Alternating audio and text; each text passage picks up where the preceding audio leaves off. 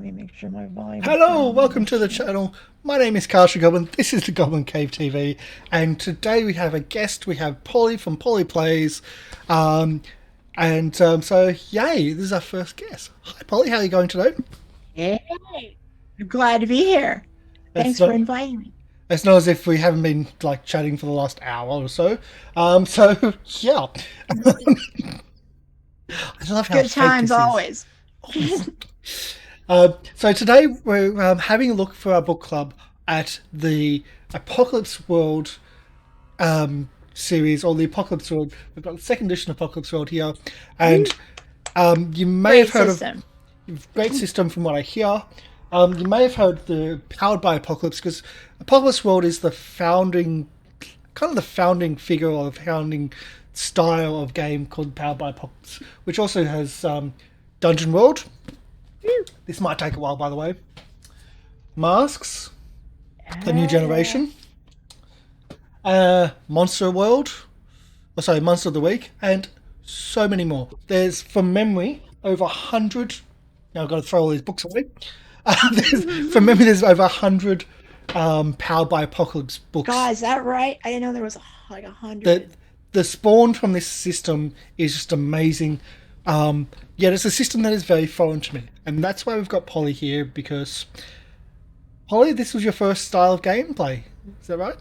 It sure was. It sure was. Yeah. I kind of grew up on in my role playing experience playing Apocalypse World and Powered by the Apocalypse systems, particularly Dungeon World. So yeah, like this is what I think role playing games are supposed to be like, because that's what I started playing. Now I moved on to other fancier games with more rules, but I still compare everything to how I started playing. So Yeah, and from someone that's been playing games for 20 plus years myself, I do the same thing. I compare things to how games used to be. Like, I talk a lot about Dungeons and Dragons Second Edition, or Advanced Dungeons and Dragons Second Edition specifically, because things have changed a lot from that to where Dungeons and Dragons 5th has gone, where Pathfinder has gone, and Pathfinder 2e. Even Call of Cthulhu, that's my first game all those years ago, and even seventh right. edition is very, very different from the second edition, I believe it was, that I started on. Um, I say very different. It's really not very different. You can use source material from Call of Cthulhu back then and still easily convert it across. The change has been very minimal, but there are changes compared to the changes in D&D and AD&D, etc. Massive. Thanks to Wizards of the Coast. Card games are not just stick-to-your card games. That's my theory. Hey, hey. That is so controversial. Um, so that's very You outspoken. gotta say what you believe. So hi Neurocroc, welcome in. Hey, I'm how are still you? I'm trying to send my we're live tweet, but Neurocroc. Good um, to see you. totally not going off. So um, Powered by Apocalypse. So I usually have a blurb, and I've got it here today. So I'll read the blurb. The Powered by Apocalypse is a post-apocalyptic setting. It is rules light, and you can get it at apocalypseworld.com. Um, I struggled actually getting the physical copy of this book. They weren't shipping it anywhere else they weren't shipping it outside of the US for a long time. Yeah. So I actually had to get my copy from elsewhere. Noble Knight Games is pretty much the go-to where I get things. They're not a sponsor, of course. You had to have Um, it smuggled in yeah, I on kind of on did. a ship, Ki- like a submarine. Kind of did. Well, good. That's Um, cool. but you can also pick up pretty much everything on Drive Through RPG. So the other part of the blurb is it's a new style of rules and preparation minimal, um, where the focus is on creating cooperative storytelling with minimal dice rolls. Um, the That's the ju- headline description. That sounds um, good. so the last part is the spawn of like the powered by apocalypse. So hopefully all that is right. This is a system again. This is a very foreign to me. I've tried figuring it out, and that's why we have Polly here, because Polly knows this far better. So, let's have a look. What are our notes here? What is powered by apocalypse, Polly? What can you Well, the say? first thing I would say, okay, so first, the best thing about Power of the Apocalypse, you just need two dice, two d6. That's the whole game. You're not going to vary from that at all. Yeah, you can pull out of your Monopoly game or whatever. You don't even have to buy dice for it, and you don't have to think ahead. It's a game that's just designed to be just picked up and play, like literally picked up and played. Unless you're the MC, which is why I think Harsh, you've kind of read the rules and like, I don't know how I'd run this fucking game. So yeah, uh, Well, and the reason and I being, can yeah, the reason yeah being no is go ahead. that because of the style of games I've played, it's very much GM narrative, overarching storyline, those type of Right. things. That's what we do on our channel. Whereas this is not that. This is very different. This is the player-driven narratives, the GM adding in conflict, but Yeah. it's not like the GM telling a story and having the players react to the world around them and react to that story, and then telling their version of the story by how they react, how they pull, like how they integrate themselves into the story itself, and resolve the conflicts and resolve things. It's kind of weird in that sense. Yeah, That's ideally the players drive as much of the story, or hopefully more if you have great players than the MC does. That's what they call the GM, is yeah, the MC, because yeah. it's you're not the master of the game. You're just there to make the show work. Yeah. Um, You're and there I think to say, oh, when a rule is needed, and also when a role is needed, not when a rule is needed, but when a role is needed, well, either and one. then kind of which one is going to be used. Um, but other than that, it's a very Yeah, minimal yeah. role, except Well, for I don't want to understate what you have to do. yeah, but it is a minimal role compared to normal games mastering, not or keepering, or like especially for Call of Cthulhu Keeper, where you've got so many handouts and whatnot from, and all the bits and pieces, all the lines you gotta keep track of, and Yeah, you don't want to do that as the MC. You don't want to spend too much time planning because none of your stuff's going to be used. And the problem is if you over plan as an MC, you're going to start pressuring players into following your plan, and in this kind of game, they're going to know they're being railroaded because the game is written to be open. And so that's one big mistake that a lot of new MCs who have been through other systems, when they switch over, they do the railroad the players thing, and it yeah, makes players more irritated. So yeah, it's a and good tip not to do that. and on the channel we do pre-built campaigns, so we do railroading. We try to do it as softly as we can, but we're Yeah. still doing pre-built campaigns. Well, Um, yeah, it's still it just comes off better, like you and me, we play Pathfinder, we play Starfinder. Being railroaded in those kind of games, it works because you're following a story. There's a bunch of, encounters with rules that you apply. Being railroaded in those systems, it kind of works. It has to work that way. But being railroaded in a Powered by the Apocalypse system is just painful because the whole game is it's all derived on your creativity, and being railroaded just rips that out from under you. yeah, So I have been in different. campaigns which are not like pre-made campaigns, what people these days call homebrew. Um, so most of my role playing with my face-to-face group of 20 years was not pre-made campaigns. So pre-made campaigns were quite foreign to me until recently. Although Ah, I see. from memory, my first campaign was the Night Below, which was pre-made and very railroady. Whoops, I'm sorry, everyone that was a part of that game. Um, it was really bad. My first So GM. I'm going to say something a little bit controversial here. I think, and that's that Powered by the Apocalypse is much better. Like, it sort of requires, it doesn't fully require, but it really allows the MC to create a homebrew world. And well, the whole player group creates a homebrew world and it'll work. Whereas if you're playing, I think you might know where I'm going with this. If you're playing D&D, if you're playing Starfinder, Pathfinder, a lot of homebrewed worlds suck. They just don't work. They're broken.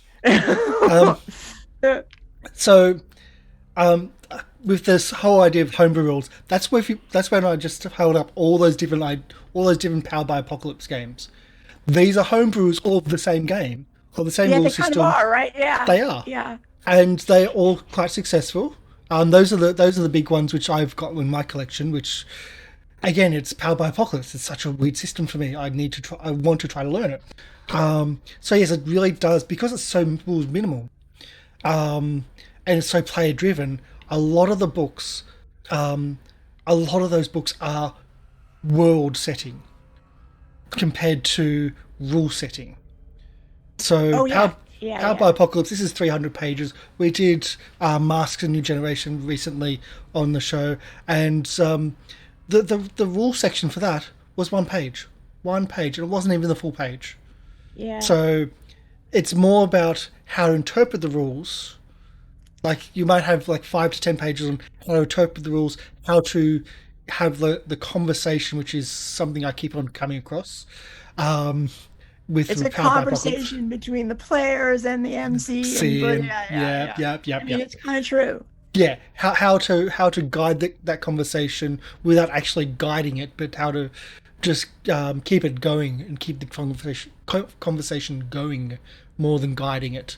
Um, and how to Right. interpret it when the rules are needed and when to bring those rules in, like That's a the really good roles themselves. that that's the perfect way to describe the distinction between the MC role in a Powered by the Apocalypse system and a GM role in a more traditional system is yeah, you're forcing the players to shift and create their narrative by your actions. You're not telling them everything that's going on and then having them react to that. Yeah, They're reacting to something that they've partially created. Yeah, yeah, that's a good way to describe it. yeah. So Nice. it's from my perspective, it's yeah, as you said, like if we're doing a normal Dungeons and Dragons, we're doing normal Pathfinder, Starfinder, etc., or even games like Call of Cthulhu, the GM keeper, dungeon master, etc., will say, okay, so this is the description of the room. What do you do? And it's very reactive to that. Yet in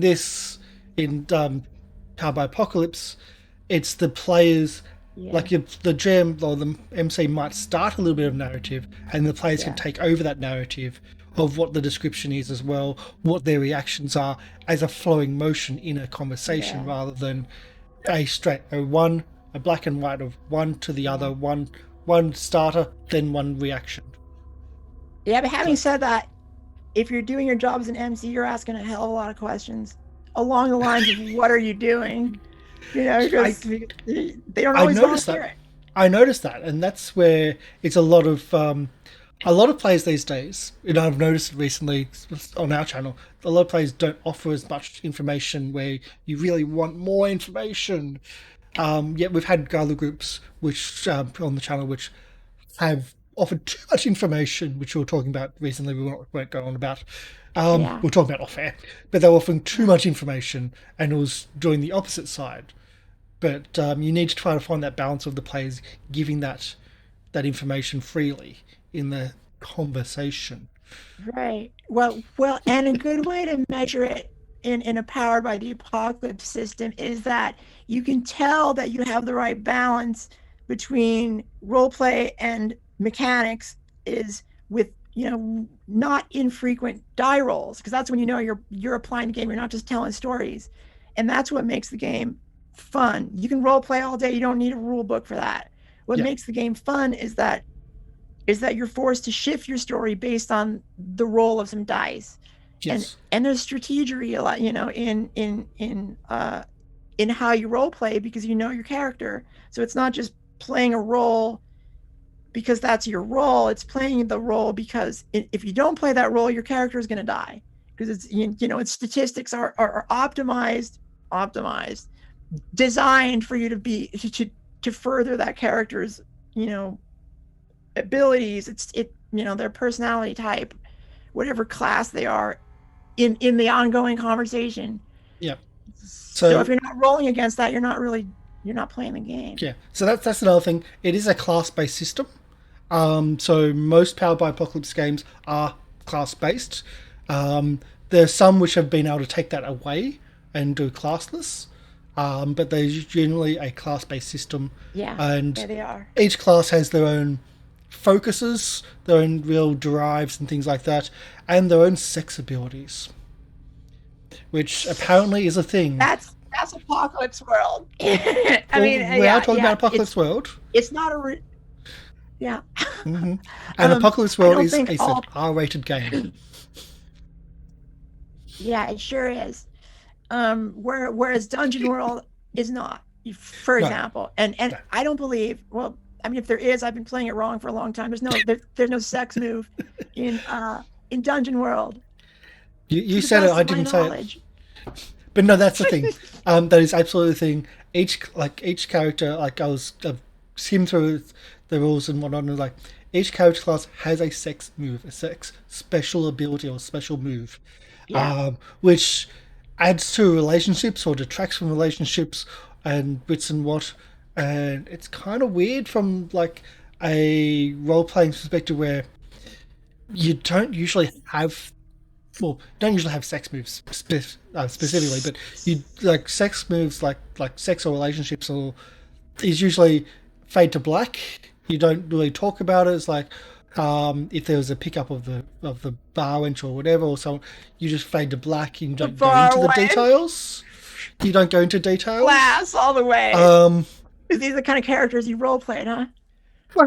no, well, I was thinking of a friend's channel where they do role playing and the bard um, we're going like we're teasing them on the actual like the story of what's been happening in the role playing, and it's like been blank for months, like no updates on like what's been happening, and so the players started putting in what they've been doing. Of like, oh, such and such died at least once, and such did this. Oh, I did that, and it's like, and then the bard went, I slept with a lot of people, and There you go. that's yeah. I Um, mean, that that that, by the way, is not, in my experience, an uncommon way to handle the having sex in Apocalypse World. Is just do it off screen or have it a yeah, fade to black thing, because you're gonna, like, there's benefits to it. There's costs sometimes too. yes. It just depends on the character that you're playing, or the class particularly that you're Yeah. playing. And Um, doing it off screen doesn't mean you just like move away from the camera and you bonk off screen. No, no, no, no. Like you don't talk about it. You just move on. That also means if you're face to face, you don't go to the broom closet for 5 minutes. yeah, you don't And have to role that's play no, that no, intensely. no, no, It's not required. It's not in the rules, no. as far as I know. Even LARPing doesn't go that far, from what I hear. I hope. Yeah, I mean, I don't know. I'm not a big LARPer. So we get off topic a little bit here already. But yes, it is an R-rated game, so it does go into bit extremes. Also, maybe violence and things like that, because it's a post-apocalyptic. It's a bad setting. Oh Um, yeah, I mean the rule book talks like casually, so that drops f bombs all over the place. For example, yeah, you know, yeah, I noticed that. I've really noticed that. That's kind of a eye-opening, because my goblin likes the picture and tries to explore the book, and oh he'll go. no, He goes to my collection every now and then. Sometimes it's good. it's not for little Um, kids. This one doesn't have like it's not really over the top pictures, but it's my No. infected one with the zombie apocalypse on. That's the one I try to keep from him because that goes a bit extreme with the pictures, the zombies. Oh But yeah, yes, the language never seen it. the language is not held back. It's not for 15-year-olds or 13-year-olds or 10-year-olds. It's for 16 plus. Like Yeah, I could call it R rated. It's R rated. yeah, That's so that doesn't doesn't hold would be back. around that. Yeah, it Doesn't sure hold back. doesn't. So the other thing I want to touch on, it is a game of like it's an ad lib game. So Apocalypse World is a game of ad lib. It's a game of improvisation between the players of their own narratives, their own stories, and the MC just kind of a little bit of guiding there. From what I believe, I hope. You can always, There's probably more storytelling than that. yeah, I would say the MC is probably the the biggest storyteller of all of the people around the game. yeah, but the players have to be involved, and they have to heavily be involved, or the game doesn't work. Yeah. So that's what I mean. The players need to be involved, and a lot of Yeah, games they're too reactive, and a lot of people with my background of role playing would be more reactive, and you've got to be more. You got to put yourself further into the action. yeah, You got to put yourself further into the scene. There is no initiative. You just need to do something. You need to yeah. say what you're doing, And the and if MC's never going to know when when to have people roll if you don't describe exactly what you're doing or what yeah, you're thinking or what you want to accomplish. and It never happens. Like there's not yeah, there's yeah. Important to that, by the way, this might be a good time to like throw in the fact that you as the MC, you don't roll the dice. You only wait for the players to describe something that requires a roll of the dice. And yeah, so that's why the players, they really, it's really player description dependent. yeah, If you and it's the can, description tells the GM, also the MC, what dice they should be rolling. yeah, yeah, that's Yeah. So as we mentioned off screen, the idea of you're interrogating someone and you smash your fist onto the table to try to intimidate to get the information out. My camera just turned itself off. Um, I can see you on this side. so that's a bit weird. My camera just turned itself off. But at least everything else is happening. Um, Oh yeah, you're so frozen. Am I frozen? yeah, no, it's me. It's all good. Okay. So No, I'll I'm fix not that in a frozen. moment. But if smashing down on the table would be something like an aggressive move to roll to get the intimidation, not a charisma based or cool based move. Yeah, it'd be a go aggro probably. Yeah, Just, you know, we're on the back. description. We're back. Hey. It just turned itself off for some reason and turned itself Mhm. back on. All good. But yeah, so things like that is kind of a thing where it's the description leads to what you're using your dice roll for, but it's the Yeah. MC that actually is the one that actually calls for. Oh no, you're going like ask. Are you sure you want to go aggro? Yeah. To give that player the option to back off and not roll the dice because the dice Yeah. isn't always just a success or not success. It's a case of you even if you succeed, there can be Yeah. detractions from. And so what I want to do is actually talk about the rules for specific dice rolling. Okay, yeah, that's fine. It's as simple as 2d6, add what you're basing it off, which can be I think up like -3 to +4. I Um think that's the range of your I stats. I don't know that there is a specific range for I think that's what it was. So there's I mean there's those. different like moves that have range limits. Yes, that's right. Okay, okay. So you've got like you can add that little bit there for your move for what the move's based off, and then that's it. So it's 2d6 plus a number which is based off what move you're using, um, Yeah, we and should probably back up for a second and just describe what moves, like the word moves. Most role player, like traditional role players, probably wouldn't necessarily know what that even means. Moves.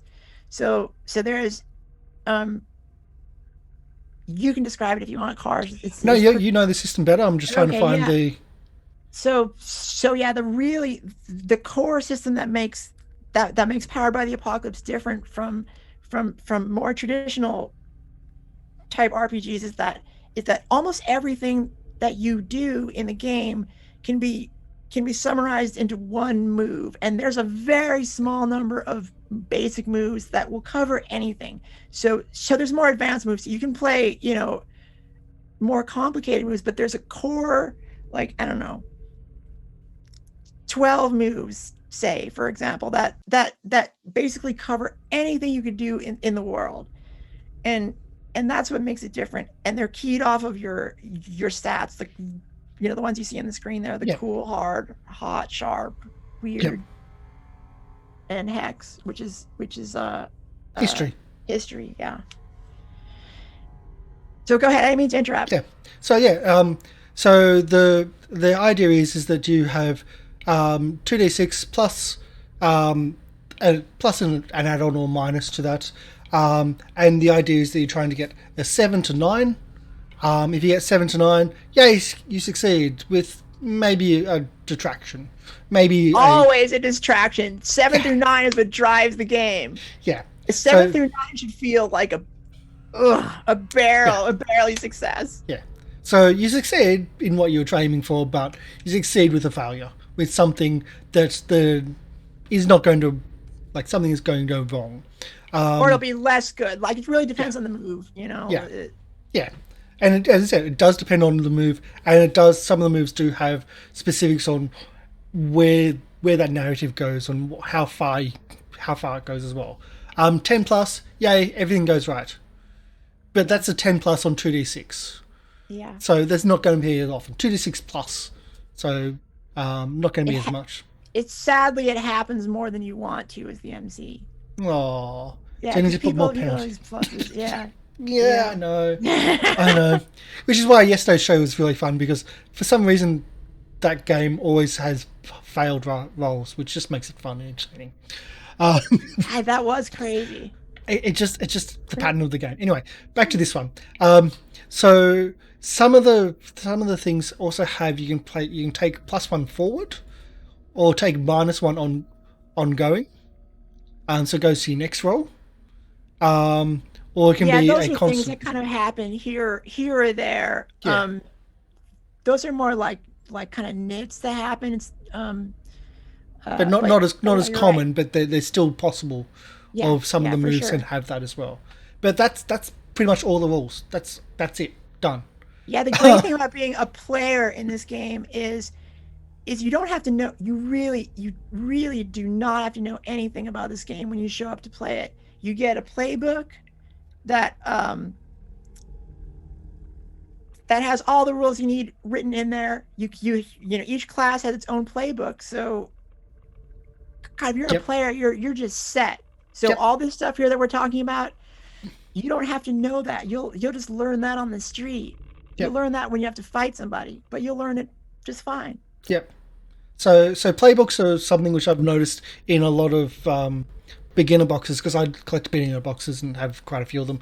The playbooks for like the starting characters, they won't just give you a character sheet. They'll have a character playbook where it actually tells you what each spell would do, or what each ability would do, and give you the details specifically just for that player or for that class, but nothing else. So it gives you a really good understanding about the class. And each class in Apocalypse World, or in the Powered by Apocalypse games, will have a playbook where it gives you a lot of detailed information on that actual class, what moves they can do, how the moves are different to to other classes, how to interpret things a bit differently, and of course, sex moves. Um, I Richard, know, Richard, I know, I'm going to Richard bring it can't up forget because them. it's so weird to read that. I was like, what am I reading? This is weird. Um, And the cool thing about the playbooks, though, too, besides the sex move, which of course is always going to be mhm, great, is you pick your own specific custom moves that your character has, yeah, uh, and of course there's a limit. So you can customize your character just right there on the playbook, and then when you level up, there's really specific, very easy to read level up rules right in the playbook. yeah, So you're yeah, set if you're a player. You should get in this game as a player if you're invited. yeah. Don't worry about it. Don't worry about the rules. It's better if you don't know the rules. Most games you can't really say that. Yeah. I know when we do Call Cthulhu for the Corbett House, we get everyone in, and 5 minutes of pre-show is just like, okay, by the way, this is the rules, and then we go live. 5 minutes, that's all it takes. This is even simpler. But I like that, the idea that this is kind of built for a starter box. This is built for learning to play and just getting people in and role playing, having fun, without having to go through 300 pages, 400 pages, 600 pages, say for a Pathfinder game, of rules, and Yeah. just Yeah. rules, not lot less style. I mean, I've said this before. I don't think, I mean, I'm at heart a rules lawyer, which is weird. I like the system, but I think I like the system because I won't forget the rules, and and I actually am.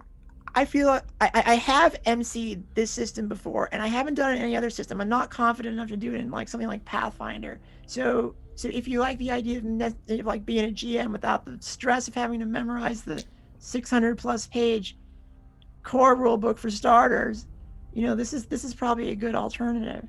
And you can MC without having a huge amount of experience, or having your players have a huge amount of experience is probably the better way. So an MC, as a first time MC, you can also teach the players at the same time that are also learning from the start point. Yeah, So yeah.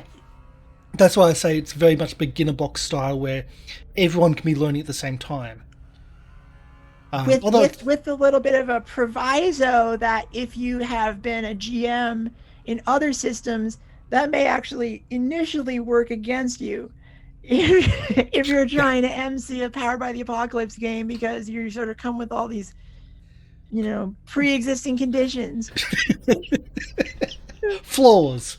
If you're playing, flaws could be No, described not flaws, just for Shadowrun conditions. or You have yeah, status penalties coming yes, in. yes, yes. Um, so yeah, I think it'd be really great to just be able to jump in and play this. My GM style for Dungeons and Dragons Fifth Edition is I know nothing about Dungeons and Dragons Fifth Edition. Or I know very minimal. I rely on my players My to know. GM styles, I don't know. Yeah, I know, and That's that's really weird. But I have my players know the rules about their characters and about everything else. If I was to play Shadowrun, another game system I really like, fifth edition only.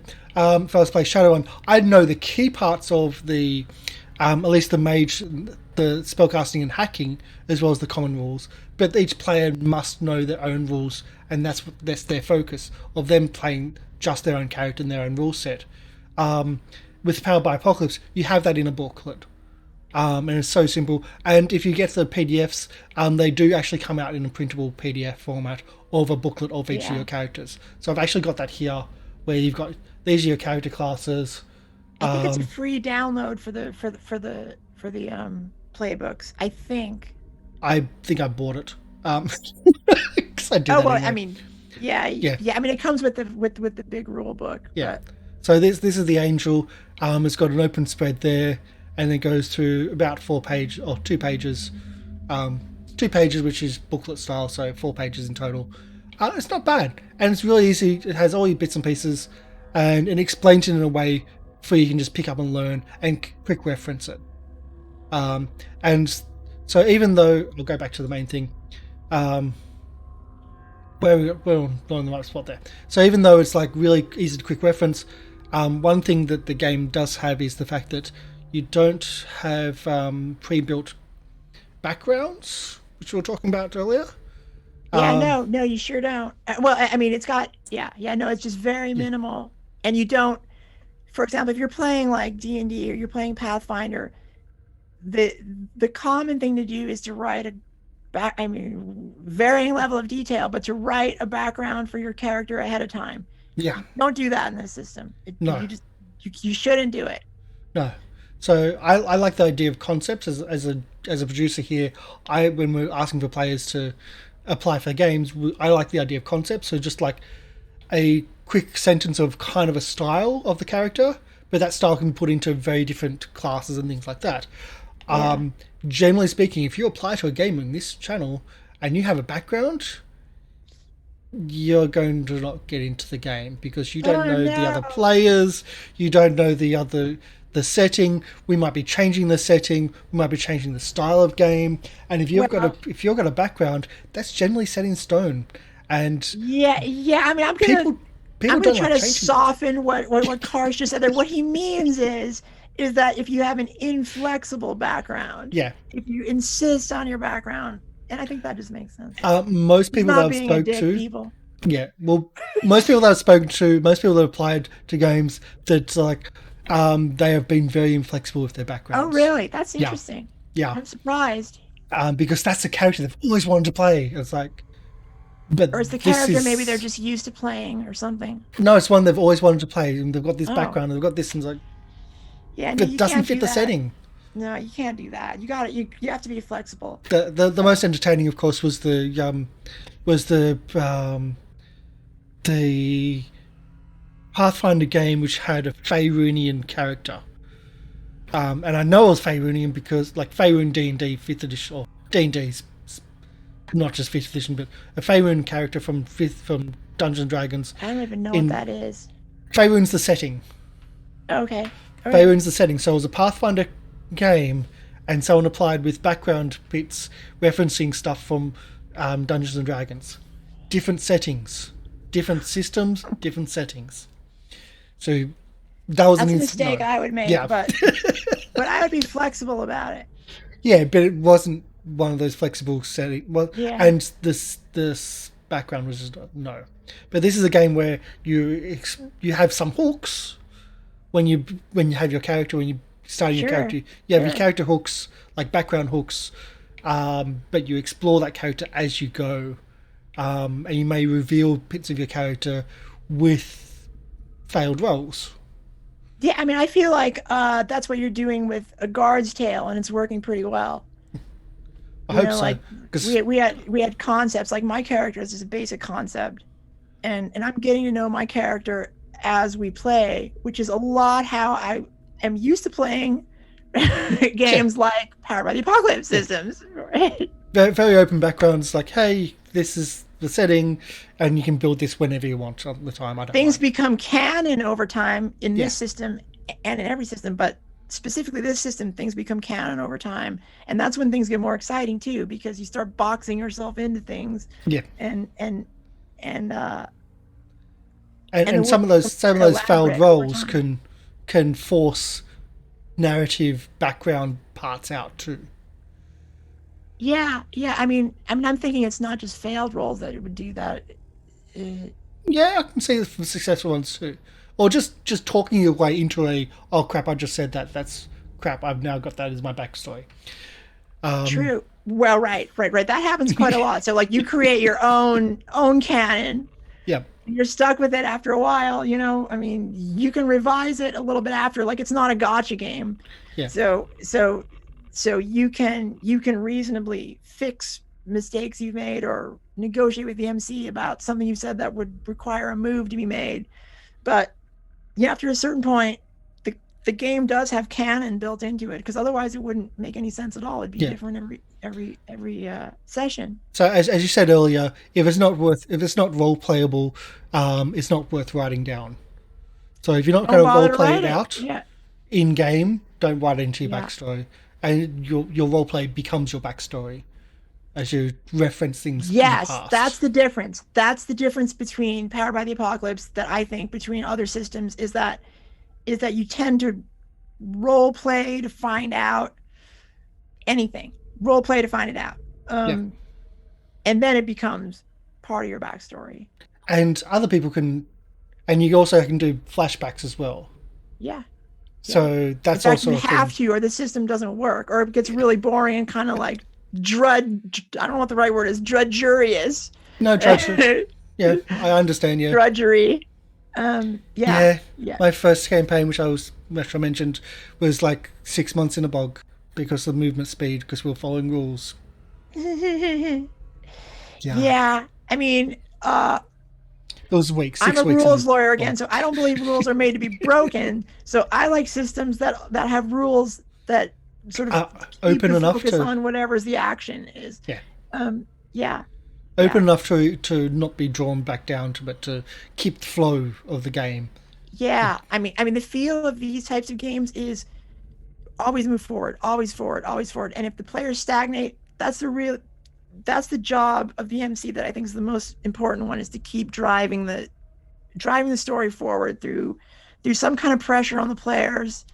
Um, Pressure, Whatever. conflict. Yeah, yeah, yeah. What's the other one we've put down? It has to Stress. feel like a soap opera, or you're not doing your job right as an MC. But soap operas have cadence, which is really important. Yeah, And that's one thing I've found in pre-made games, that the Wizard of the Coast pre-made campaigns don't have a cadence to them. Like they'll keep moving in one direction. They won't go up and down in their cadence. Yet the yeah, Paizo games, with their adventure paths, because they're set up into like like 6 books over an adventure path, they'll have a cadence for each book. And that Yeah. cadence may be like up and down like 3 times in each book and go to a peak and then drop down again to the next, like to the start of the Yeah. next book. So Yeah, you'll that makes have that, sense.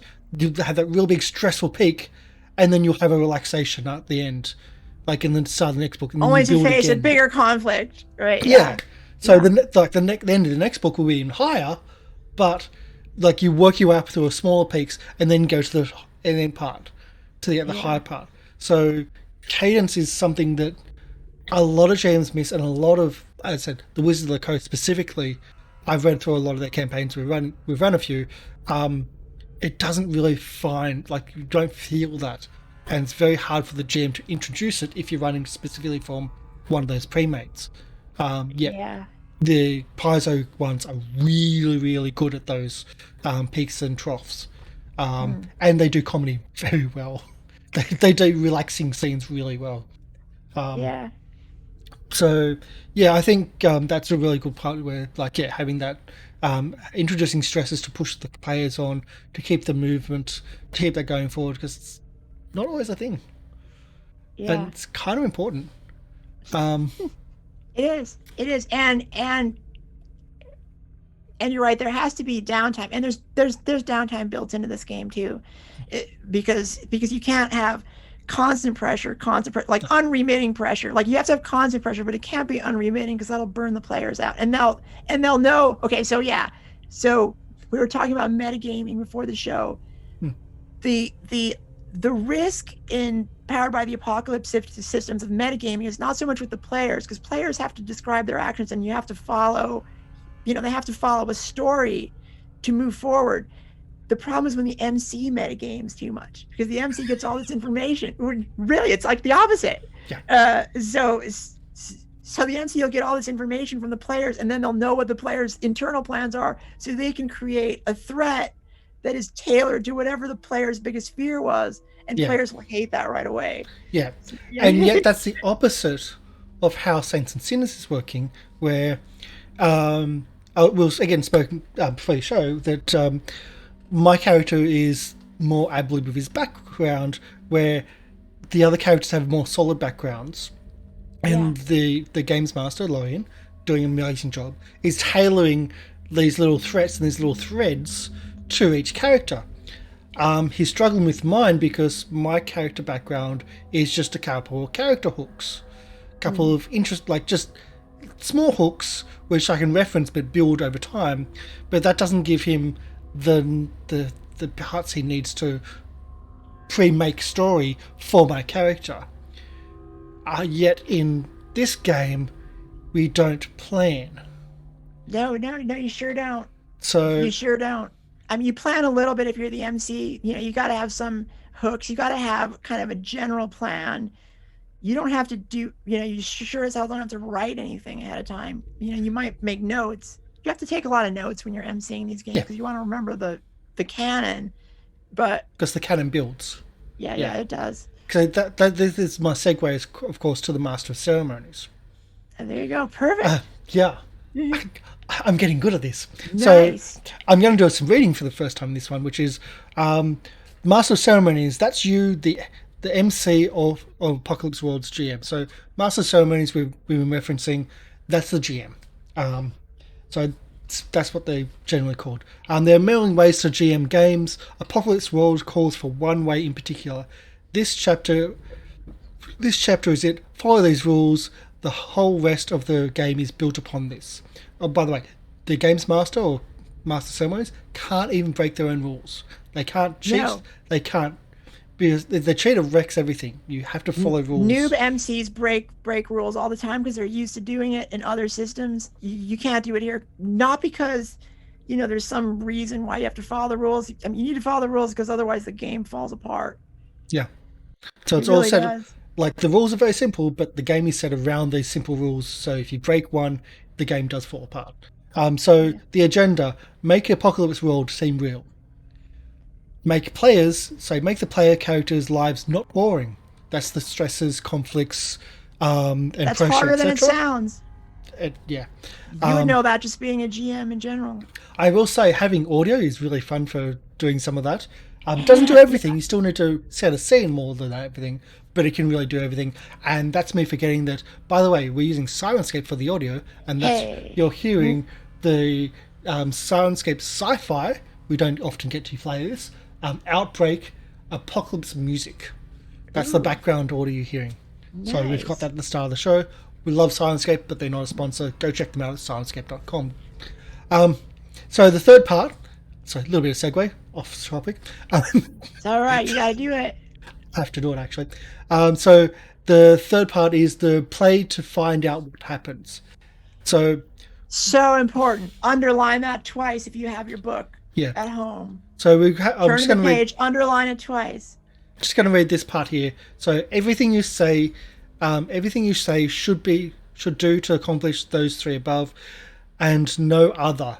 It's not, for instance, your agenda to make the players lose, or to deny them what they want, to punish them, or to control them, or to get them through a pre-planned storyline. Do not Yeah. pre-plan a storyline, and I'm not fucking around. Sorry about the language. We're just reading. So Yeah. that's what we're talking about. This is like you're taking notes. Your job's more like you're taking notes, as you said, to build the world around them from the Yeah. players' interactions. But you're not making notes beforehand and then putting the players in. The players are building the scenes, Yeah. building the Yeah. story, building the world, and you're just keeping notes. Oh, okay, this is what this person's name is. This is what this is doing, and you're doing it from the other side of the perspective, which is really freaking weird. You'll take a lot of notes emceeing Apocalypse World if you're doing it right. Yeah. Is that weird? It's really weird from my point of view. That's funny. From someone that's GM from the other side, and played from the other side as well for so long time. Like this, like it's the stories come from the other side, and the players and react instead of the players building the story and the world, and it's it Good is weird. times. Yeah. One of the Powered by Apocalypse we mentioned earlier as well, which changes things, is the City of Mist, where they have classless, and they do have classes, don't they? Yeah. Yeah, yeah. Um, It's a tag based character creation yeah. thing. So it's Yeah. it's it's super it's super interesting and customizable. But they also have been able to alter the system enough to actually have pre-made stories, which is yeah, because you're doing investigations. Yeah. Investigations are a little bit pre-made. I think you Um, could probably do it with Apocalypse World. You could probably yeah, do that, but you don't. it's not designed for it. Yeah, it sure isn't. Yeah, it's not designed for it. Where City of Mist, that's like it's using mostly the Apocalypse World system with their own take on it, which a lot of the homebrews have. They take the system, which is very simple. They'll add their little spins on bits and pieces, but it's generally the same. Um, and yeah, Apocalypse World is free on. No, it's not free. So it's really cheap on Roll20 if you want to check that out for the beginner box. The Okay. physical boxes are still not here. Oh, jeez. So That's Kickstarted it crap. at the start Yeah. of the year, still waiting. COVID just because of the reprinting all their back catalogue, all their normal books at the same time. With Oh, I this, see. that's what stopped the beginner box release, which should have been like April. Oh, you're talking about City of Mist. Yeah, City of yeah, Mist, yeah. yeah, should have Yeah, been April. okay. Anyway, I get distracted real easy. City of Um, Mist, I played. It's a great system. yeah, so the MC can't ignore the rules. The MC No, you rolls can't. openly. Oh, sorry, no, there's no. The MC doesn't roll, but the MC has like all the rolls are rolled openly, um, and the rolls determine the player's narrative. Is that about right? And the MC can take over the player Yes. narrative if it's a really bad roll. Um, the the MC has to do some narrative basically after every roll. It's really important if it's a 7 through 9, and it's even more important if it's less than a 7. Yeah, yeah. So I was reading through, I think the one of them where it had one of them, as in one of the other books in the Power by Yeah. Apocalypse, where it actually talks more about the players doing the 7 through 9, the players giving themselves the Yeah. the problems in the Yeah. success with the problem. Yeah. Um, but when it's so bad, when it's the under 7, the GM will take the narrative and go, "Yeah, no, my turn now," Yeah. and that's what they do about it, like their version of the Yeah. narrative. But You can make it's called a hard move. yeah, You know, that's that's right. that's the moves the MC can make to uh to change the story in a way that reflects the adverse effects from the role that you Yeah, have. that's right. Yeah. How The the game the works. language is so different. Yeah. It really The is. hard move. Yeah, a hard move. You've got moves. Um, And there's soft moves, which is a warning that a hard move is coming up. would It's true. that That's what be? it is. Would that be like just trying to draw back when we were doing recently the Agents of Edgewatch, and you wanted to Yeah. jump onto the castle, the walking Yeah. castle, and I said, then you asked to go, can I jump on and grab onto the person on the walking castle? And I gave Yeah. you the option of, would you really want to do that? You then have the risk of falling off. Yeah, what Otherwise, you you would did just was you made me make a hard choice. That's the language yeah, empowered by the apocalypse. You force the player to make a hard choice. That's why I liked it. I was like, oh, yeah, I felt like, yeah, hey, this is very yeah, powered by the apocalypse style yeah. of play here. And So and it yeah, was good. and I You put did it back really on well you. It's done. like I'll give you like you can do it, but this Yeah. is your option. It has now a risk. Now, technically, I rolled a straight up fail on that one, so you shouldn't have given me a hard choice. That was nice of you. You should have just given me something of a bad effect Yeah. But if yeah, it were a powered by the apocalypse system, but it's not. We were playing still learning. Pathfinder, so Yeah, still learning, and I'm trying to adapt a lot of my style of GMing to pick up some of these ideas of different systems. Like yeah, yesterday, we were doing D&D Fifth Edition with our rogues and refugees. A throwaway just joke system. We were just having fun. We were using Secret Roles, which is a Pathfinder 2 system, but it's also been like a homebrew system that I've used before yeah. in That's a homebrew face-to-face thing games. I don't disagree with. Like, I Yeah. don't see how that breaks the mechanics. It just makes the game better. And it forces the player to role play as if they think that they're sneaking. Yeah, Which where we've had games before where the player rolls a 1, they know it's a 1, yeah, they yeah. act as if they'll ask to re-roll again, which is the worst of the worst. Um, like I've like Zero point. they'll stop a scene like quickly, so they'll break up a scene quickly so they can then try another attempt at the stealth check. That's the sneaky way of being dodgy, and I've seen it Yeah, happen. Or like the 2 knowledge checks having 120 and 1-1. I was like, that really gets me. So I give 2 pieces of yeah. information, like one totally false, one totally correct, and they can just guess between them There which you one's go. right. So things like that. But I'm trying to adapt my jamming style to other systems like this, which give a bit Yeah. more openness. Because I think I really like the idea, but again, it's I thought it worked when you did it with me. yeah. I But was like, this is your style oh, as game to play as well. that's true. So that's a thing. I felt quite at home all of a sudden. Like, Yeah, oh, you're making me make a hard decision. yeah. But again, even in Powered by Apocalypse or Apocalypse World, if someone is describing their actions and then the GM or MC, sorry, says, "Oh, are you sure you want to go aggressive?" Mm. Or they don't, or it's like, "Oh, cool, so you are going aggressive." Yeah, yeah. And it's like, "Oh, Yes, you're gonna go aggro on them. you're giving them the Yeah, chance of saying, "Oh no, that wasn't my intention. I just want to do this instead," yeah, or "No, I'm going to do it. Let's roll the yeah, dice." You're giving that yeah, option because yeah. the dice can be bad. It's It's not just a not a path and gotcha fail. game. Like, that's the bottom line. Yeah, It's like you're building a story together. You don't want to like punish a player for exploring a certain area, by saying something that, they might not have fully thought through the consequences of. Um, I like that sometimes that's it. style. No, no, because it creates resentful players. Like they really want to be able to, when they take a risk, they want it to be a risk that their character would understand that they're taking. or Yeah, role play them being stupid too, because players are allowed to be stupid. That's that you can take stupid risks, but yeah, you have to know your player's taking a stupid risk. It's not a gotcha game against the player, I guess. It could be a gotcha game against the character if that's what the player is going for. yeah. And because the roles are so infrequent, there's more importance on when that role is. So, it's, Yeah. as I said, it's not that gotcha for failing a role or even trying a role, because those roles are more infrequent in other game systems where you're rolling a lot. It's very rare to have a D&D session or Pathfinder session where you have no rolls. We've had them on the channel.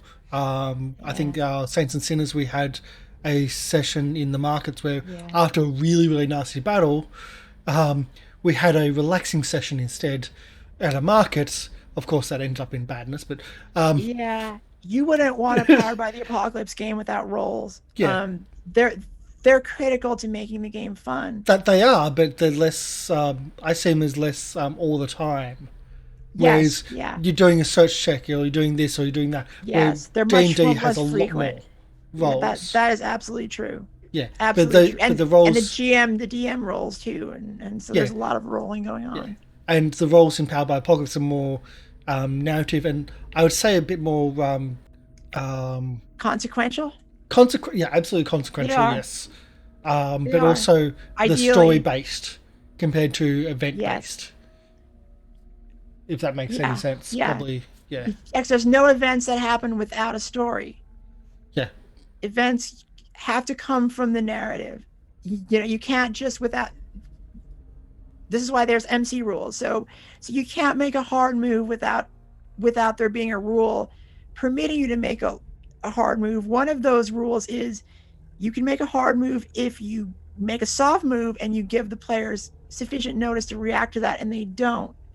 So there's no like unreasonable surprises that's going to disrupt their own storytelling.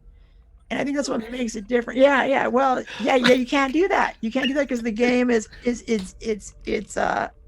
driven by storytelling. So you can't just come in there and disrupt that. and the MC can't cheat. They No, have no to play cheating. by have to play No by set cheating. rules. Yeah. I like cheating. I do. Every GM likes cheating. It's hard. It's harder. It's harder to well, no. I mean it's harder and easier to MC something like Apocalypse World. It's easier because you can get your arms around the mechanics of the game, but it's harder because you you have to just like the players, you have to Play by the rules. yeah, the only story you can tell is the one that's going to be permissible under the conditions between that are created between the narrative between the players and the application of the rules Yeah, and your lore, right? and the law which is being built up by the players Yeah, and yeah, by story yeah, which you got to keep track of. Oh god, yeah. And that's where the fun is and the challenge. I mean, it really is. I can see long running Powered by Apocalypse games or Yeah, Apocalypse World being real challenge because of that lore build up, yep, like that yep, real lore. yes. Because you like, I have like every time when I GM like on this channel, um, I always have a treasure book and a player's journal, and they never get used. Mm, Never get used. yeah, Yesterday we had our Rogues and Refugees show. We haven't played that for 5 months. It's our backup campaign of if Sky's unavailable, or say if Lauren's not yeah, available um, to run his Saints and Sinners game, um, I can just at a moment's notice use the Baldur's Gate Descent into mhm, Avernus Adventurers League material to tell the same story like many months previously, like because it's like low level of the same right. of the same campaign from the Adventurers League point of view. Um, so we don't have character notes on our sheets.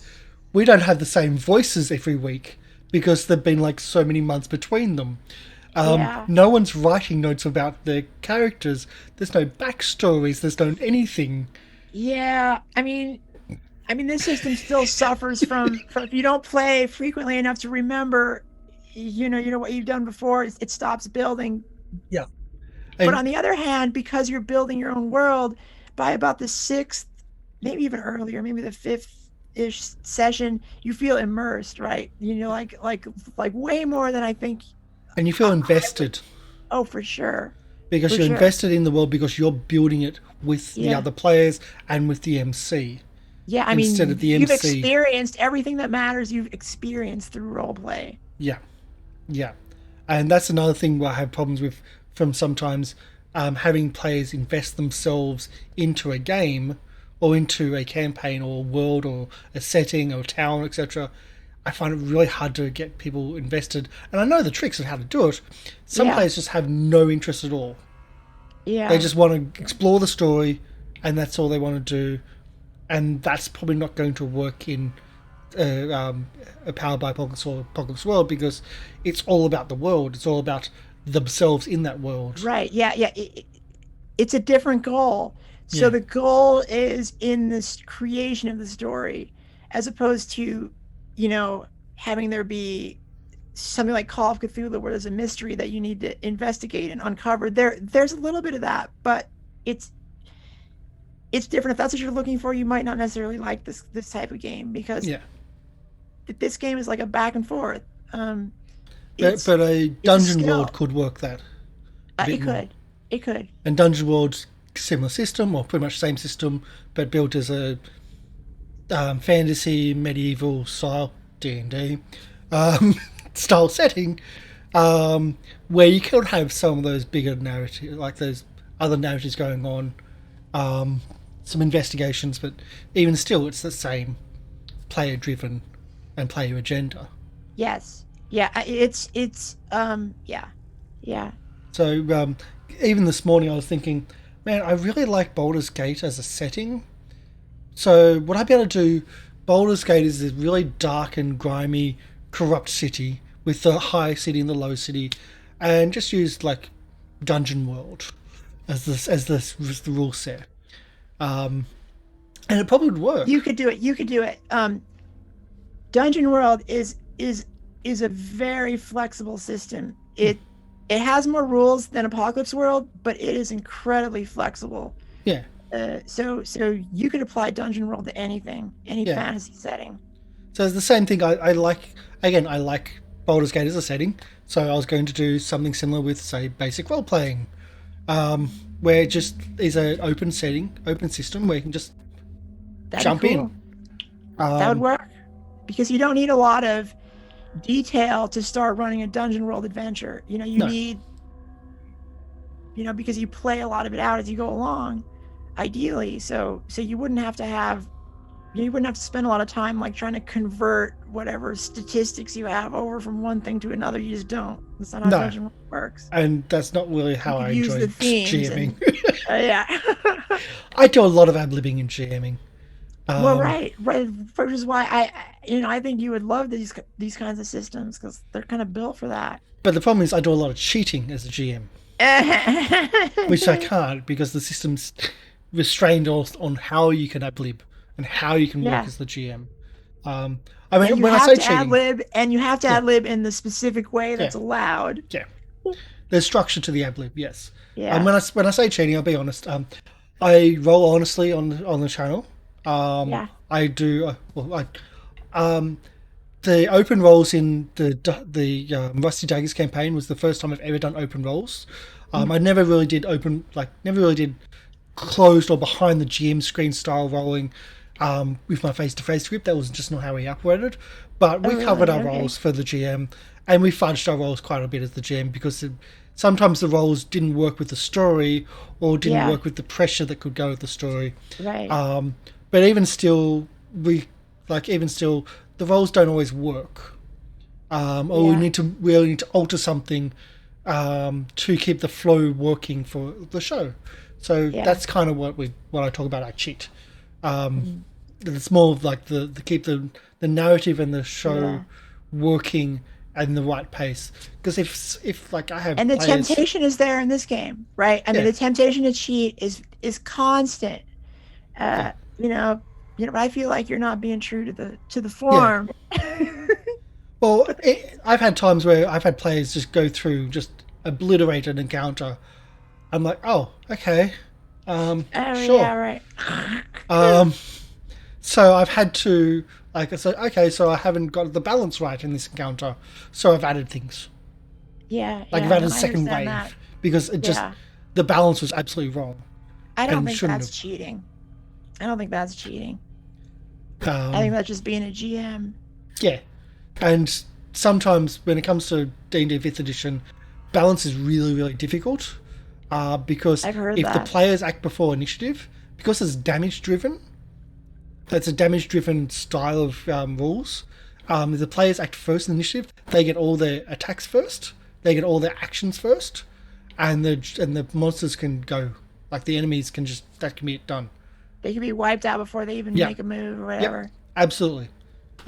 Yeah. So So then to contrast that with something like how Powered by the Apocalypse works, particularly Apocalypse World, is the way that battles happen, and this is what new MCs mess up, is that you don't roll the dice. You have to remember you don't roll the dice, and you react by exchanging harm, is what it's called. So depending on what the player rolls, they either hit or miss, but also their roll affects how their particular enemy that they're attacking responds. So if they roll poorly, that means they may miss, or they may graze, or they may have just a lower amount of harm, and then as a result, the threat is going to do more harm on them. So you have to handle it all at once. so if a player misses, as the MC, you could go um, the the enemy like the player misses a strike with a sword or something like that, with a dagger, Yeah, and yeah. the MC could say that they now the enemy now has moved into position and they're about to strike. So, as in Well, put them no, into they a do strike, oh right? So sorry that's like, right they do strike, yes, yeah, the player roll also affects how the threat responds to their rolling. So if they yes, miss, they're likely to do less or little harm to the monster, and then the monster or the threat, it's called a threat, yeah. um, responds back and does them harm But that would according to then like the rules. but you could also, as the GMs, also MC, say that they now have an advantageous position on you, which is You that could do that too. soft, Yeah. which is that soft threat of if you fail again, Yes. Yep. then I'm going to Yeah. do a hard on you. Yes. Yeah. Yeah. So you can use a miss, and you need to, right? Yeah, As an MC, to keep the play right. Like keep if the they yeah, roll a miss, if they don't hit, it's incumbent upon you to make that real. yes, So so so so you have to, through some combination of having the threat become more threatening and do some level of harm to the player. That's how you do it. or yeah. So it could be like a level of harm to the player just from the miss, or it could be the threat is now more threatening, and therefore if you've got pretty much the idea of you can disengage style of like choose that Yeah. option, or if you go and try again, if you go and try to be the aggressor or aggro again, like the risk is a lot Okay, higher he's if you now pulling fail. out his like grenade launcher, right? And you're going to be Yeah, blown to pieces if you miss again, right? yeah, Like if the GM really wants it to like yeah, and up the that's stakes. the, Yeah. that's the warning. That's the softer warning of the there's going to be a Yes. hard coming. Yeah, that's right. Okay, That's right. so just putting the rules that we've spoken about in more of the context of a role The playing concrete scenario. kind of Yeah, thing. Yeah. Yeah, that's the way to do it. okay, because this is totally foreign to me. And I've there are read, specific, like we're talking very generally, but yeah, when you do apply the rules, they get more specific about how much you can exchange harm for other types of detriments or advantages. yeah, So there are more specific rules on that, but the concept is that, yeah. yeah. So if you stuff up, I'm going to increase, or you're going to take damage, or I can increase the threat, and then do it. Or both. In the Masks of New Generation, they actually scale the scene up Oh, in a way as well. So with Masks of New Generation, is a Powered by Apocalypse game. They've got a scene tracker, which I found like best mechanic ever. So Really? in a game like Dungeons and Dragons, you get a horde of goblins attacking you. Oh my god, no, they're nothing. You're fifth level. Mage has got fireball. Boom. You walk on. Who cares? But in Mask and New Generation, um, you do have things like fireballs or whatnot because they're superpowers. Yeah, But you don't get access to those high level superpowers unless everything's about to hit the fan. So the yeah. scene I starts see. off as green, and then it progresses across to red, and that also includes your health. So your health doesn't always match the scene, but if you're really bad, you can then access the big powers because the smallest thing can bring you down. But also the scene, as the scene escalates, you get access to the big powers. Like in comic books, they don't have access to the mega, like the button of doom until right at the very end The of a button scene. of doom. Yeah, they don't get Yeah, access to those yeah, big powers until right at the end, and so the scene builds up to that climax, yeah. I and see that's that. when they had those abilities. So you could do the sim. I think they would have a similar thing in that one where the harm goes up with the like that threats of hard was like threat to Yes. progress the scene Yeah. as well as Yeah, because a the PCs get more powerful over time. They get, yeah additional ads. So you're gonna have threats that can handle more. yeah the scale Um, up. But in yeah. this Yeah. they don't get to pull out the grenade launcher until right at the end, Right. like right in Right. that red bar where they've gone through green, they've gone through yellow, but it's only in the red bar they can pull out the grenade launcher. I see. But Yeah. it's only at Uh, that stage where the enemy will pull out the grenade launcher too. yeah. Okay. That type of thing. So, Yeah. Yeah. I mean, that makes sense. Um, and that some was just something that characters like, really. Sorry, I was just saying that was something that really just shone from that system. That is an amazing mechanic. huh. Yeah, I'd have to read more about that. Um, I'm not too familiar exactly Oh wait, is it? about this. No, it's not Masks. Sorry, it wasn't Masks of New Generation. It was Sentinel Comics RPG. That's the one I was. Oh, okay. That's the one I'm referencing. Sorry, I made a mistake. Sorry. Is that a powered by the Apocalypse system or is it a different system? It's similar. Okay. So it's a open like it's rules light, but it's not powered by Apocalypse I see. specifically. That may be why Um, I yeah. didn't. Sorry, I made a Okay. mistake. Good to know. Yeah, I know, but I mean that sounds interesting. I mean, it sounds like an interesting mechanic anyway. Yeah, and that's coming out of Kickstarter in about a month from now, I believe. Yeah, cool. Um, so yeah, Good times. it's Check it another out, system people. which is quite interesting. Um, but yeah, so I think I've got a better understanding. Hopefully, everyone else can have a better understanding. Is there anything else we've got? We've got um, we've had a do we have a look at what the moves actually are? I don't think we really gotten into them. No, we haven't. I mean, and that's a level of detail I don't know if you wanted to go into or not. It's probably a bit much level of detail. Like we haven't Yeah, I talked about mean, aggro or going aggressive, going yeah, aggro, which is going to be like a common one for combat. There's like manipulating things like that, yeah, which it's super easy to learn these moves if you're going to play the game, and it's relatively easy to learn them if you're going to be the MC too. yeah, The thing to get, I think, if you're going to be a new MC, is the kind of stuff we talked about. Like the concepts that are different from your traditional role playing game.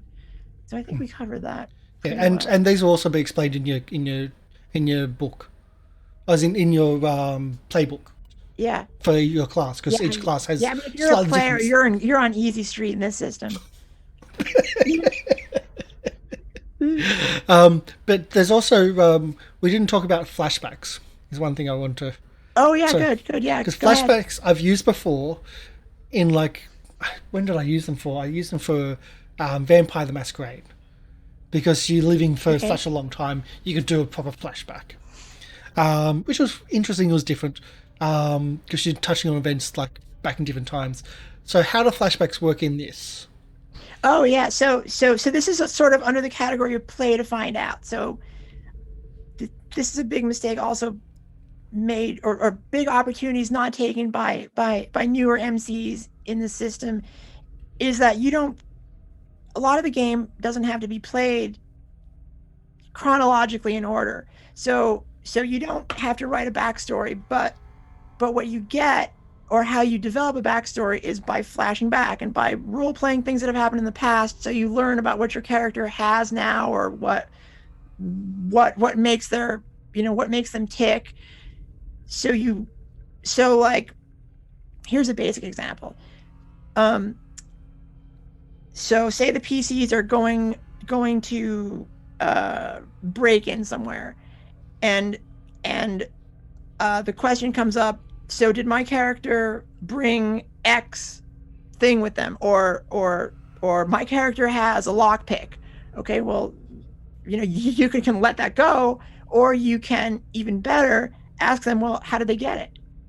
And if in the course of The origin story hearing their of the description, yeah, then you're like, well, this may not have actually happened as you expect. So then you play it out. You make them roll, uh, okay. as they would have if you were playing it out in the past, and then you take the result forward. So maybe it turns out the lock pick is broken or something like that, or it'll break in the lock depending on what the roll is in the past. So that's a good way to make it more interesting when there's a question like that. Well, did I remember to bring my stuff? Well, that's not a given. What's your character usually do? And uh, Or an origin of turn it some, into a move. or an Yeah, origin of a weapon or something right. that But that's just a you could basic play back example. onto. I didn't just buy it at a market. You took it Or if you, yeah, from such and such, and you could replay it as like a whole scene of like how yeah, they took it, or yeah, like a scene of like who that enemy was, and you can then yeah, have that as now a recurring enemy in the future or the yeah, current day. Hi, yeah. Magic Man, how are you going? Hey, what's we're, up, Magic Man? we're talking about Apocalypse World and a very, very different style of role playing game. So hopefully you're going Very, very well. different and good. Well, that said, yeah. Um, yeah, so like flashbacks, as that, well, I've used them a long time ago, but usually just like to start off a story, like a story element, or when to play like a narrative, a pre-written narrative, of course. Of course. Where, yeah, of course, because that's normal gaming, Yeah, um, normal. old school gaming, I should say. Yeah, Where you like the players have uncovered something, but to tell the story of what they've uncovered, we went back in time to then do the essentially the same thing, but this is yeah, not a personal item. This is a why this is in yeah. play. Yeah, well, that would be the more common. I was just trying to think of a Yeah, simple no, example. that works Yeah. too. Yeah, Yeah. Blades in the Dark has a similar thing as well, where Okay, Blades in the that Dark makes sense. you assume to have anything on like, and you go because it's all about heists or Yeah, heist assassinations or criminal endeavors. So you will often like say, "I've got this," and you'll flash back yeah. to them for how they How got they it, got it. Yeah. how it originated. Like, If it's not obvious, they would have it already. And there's yeah, some things that are obvious that they have already. yeah, There are some things like, for example, if you're playing an angel, you have healing equipment, but you don't know exactly what it is. You don't have to decide that when you fill out your character sheet. You can decide exactly what it is later on in the game when it matters yeah, yeah, by flashing back or some other yeah, method. But it's going to involve a die roll if I'm the MC. yeah. And with the Blades in the Dark example, like though, like each class has set gear lists, but doesn't give you details. It says There you from go. this, like you've got heavy gear. It's like, That's what does that powered by mean? the apocalypse. Yeah, Yeah. yeah. Well, That's very powered by the it's apocalypse. blades because blades have their own blade style. I see. So Well there's then, powered by display. apocalypse, and then there's blades. Like as in, powered by apocalypse has spawned a huge amount of games, but blades have also spawned their own games. Very I similar see. styles though. Very very They are, similar. huh? Okay. Like they're the narrative So style. the Like blades in the dark is not a powered by the apocalypse system. not I technically don't know. not, but Yeah. it's very similar. Okay. So you've got Blaze in the Dark, Bender Blades, and Scum and Villainy. At least three from there. There's quite a few more, I believe. And the Evil Hat games as well. So Okay. a lot of the Apocalypse World stuff are Apocalypse powered by Apocalypse, also Evil Hat, because they will take on smaller groups, like smaller printing, um, I see. as a I publisher. don't know a lot of games. I'm not like you. I, I don't. I'm learning a lot. I like to explore. I really like to Yeah. explore. When I like my first game I'd played was Call of Cthulhu. I believe my second game wasn't Dungeons and Dragons, but Rifts actually. Rifts, And huh? then I think there was another one. Like like my friends had some weird games. Like there was a Teenage Mutant Ninja Turtles out there. Um, like that was a I think game. I knew that. There was some weird stuff out there back in the early '90s. But the first game I GM'd was Dungeons and Dragons. I got the second edition box set and Oh, everything. there you go. So yeah, I've got it actually here. You got to go with the classics. Yeah, because well, we'd go into the city as a group.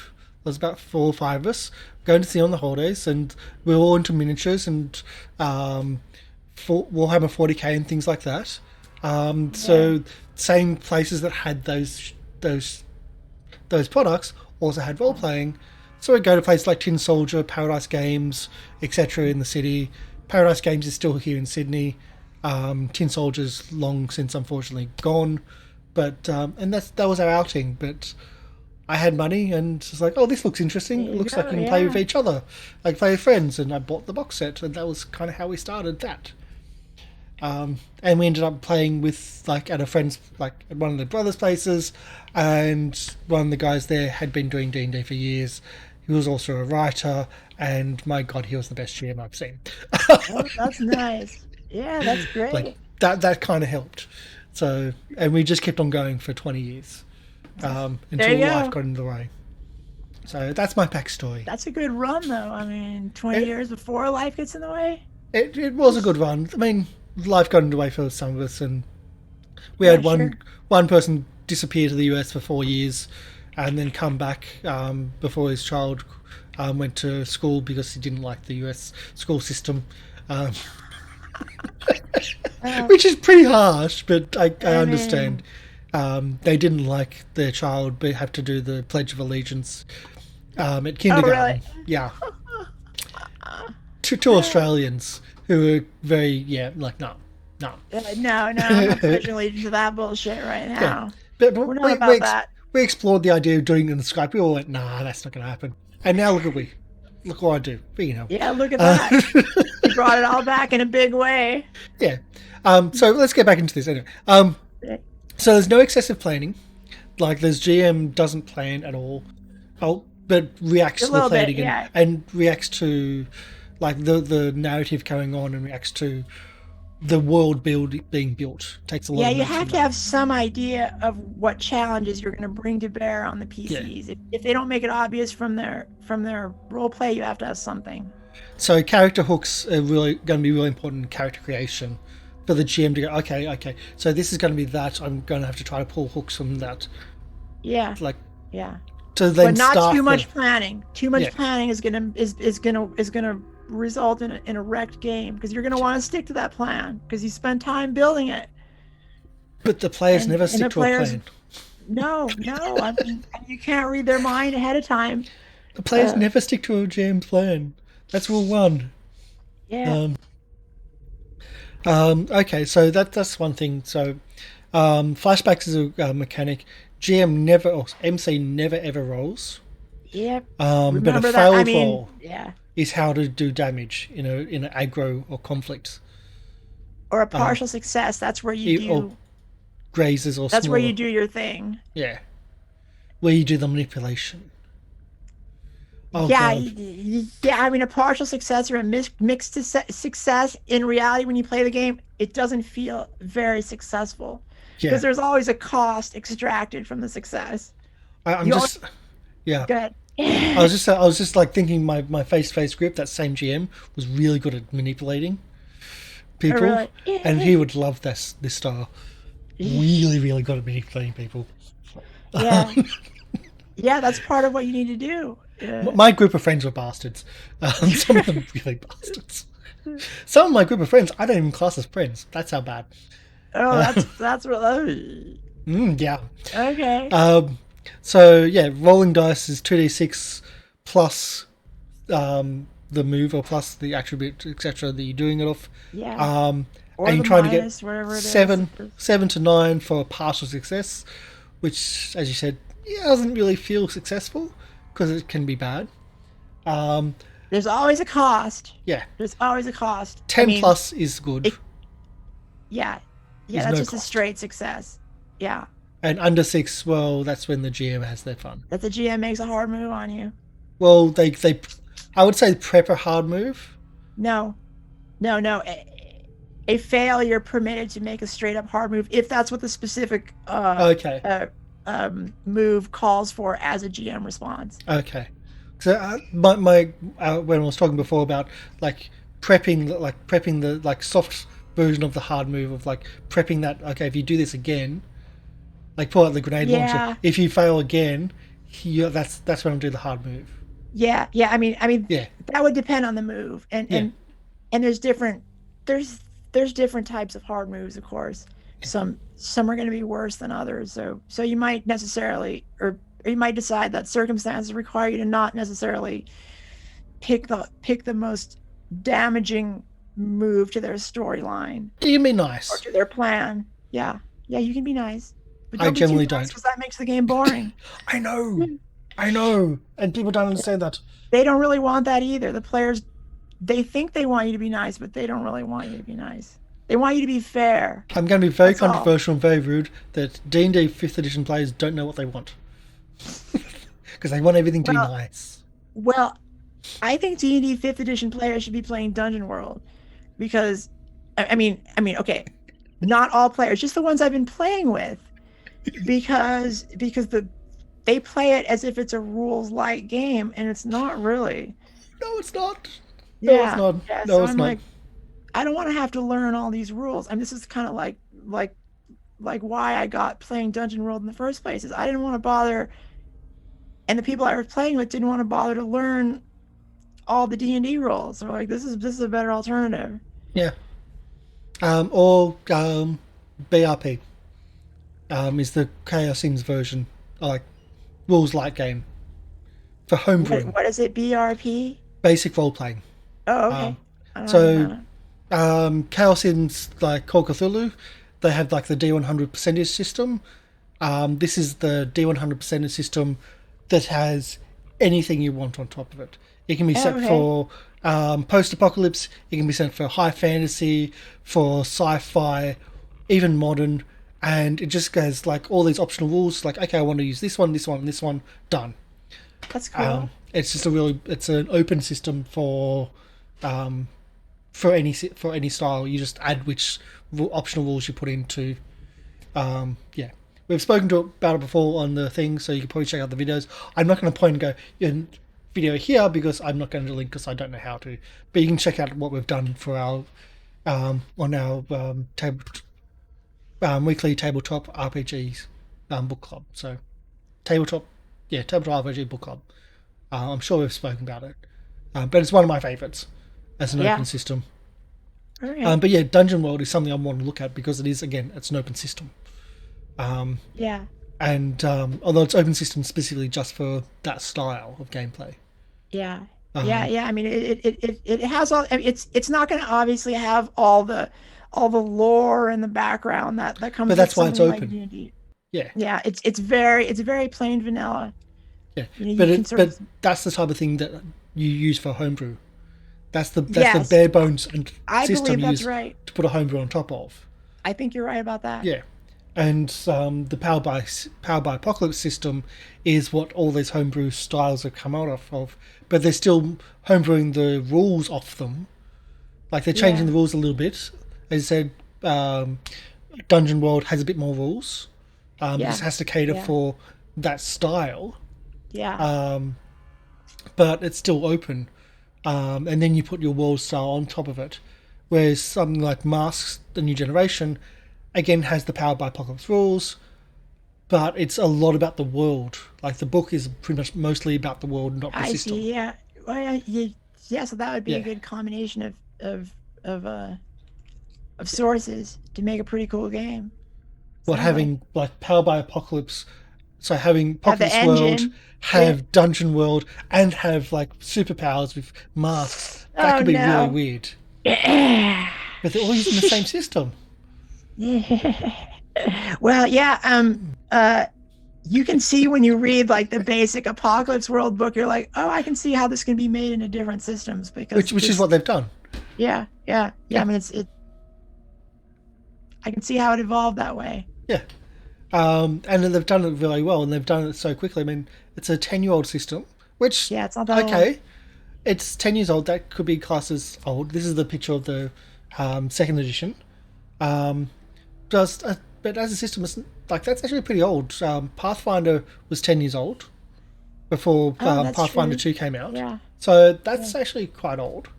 Um, Dungeons and Dragons 5th edition, I think, is 6 years old now, which is Yeah.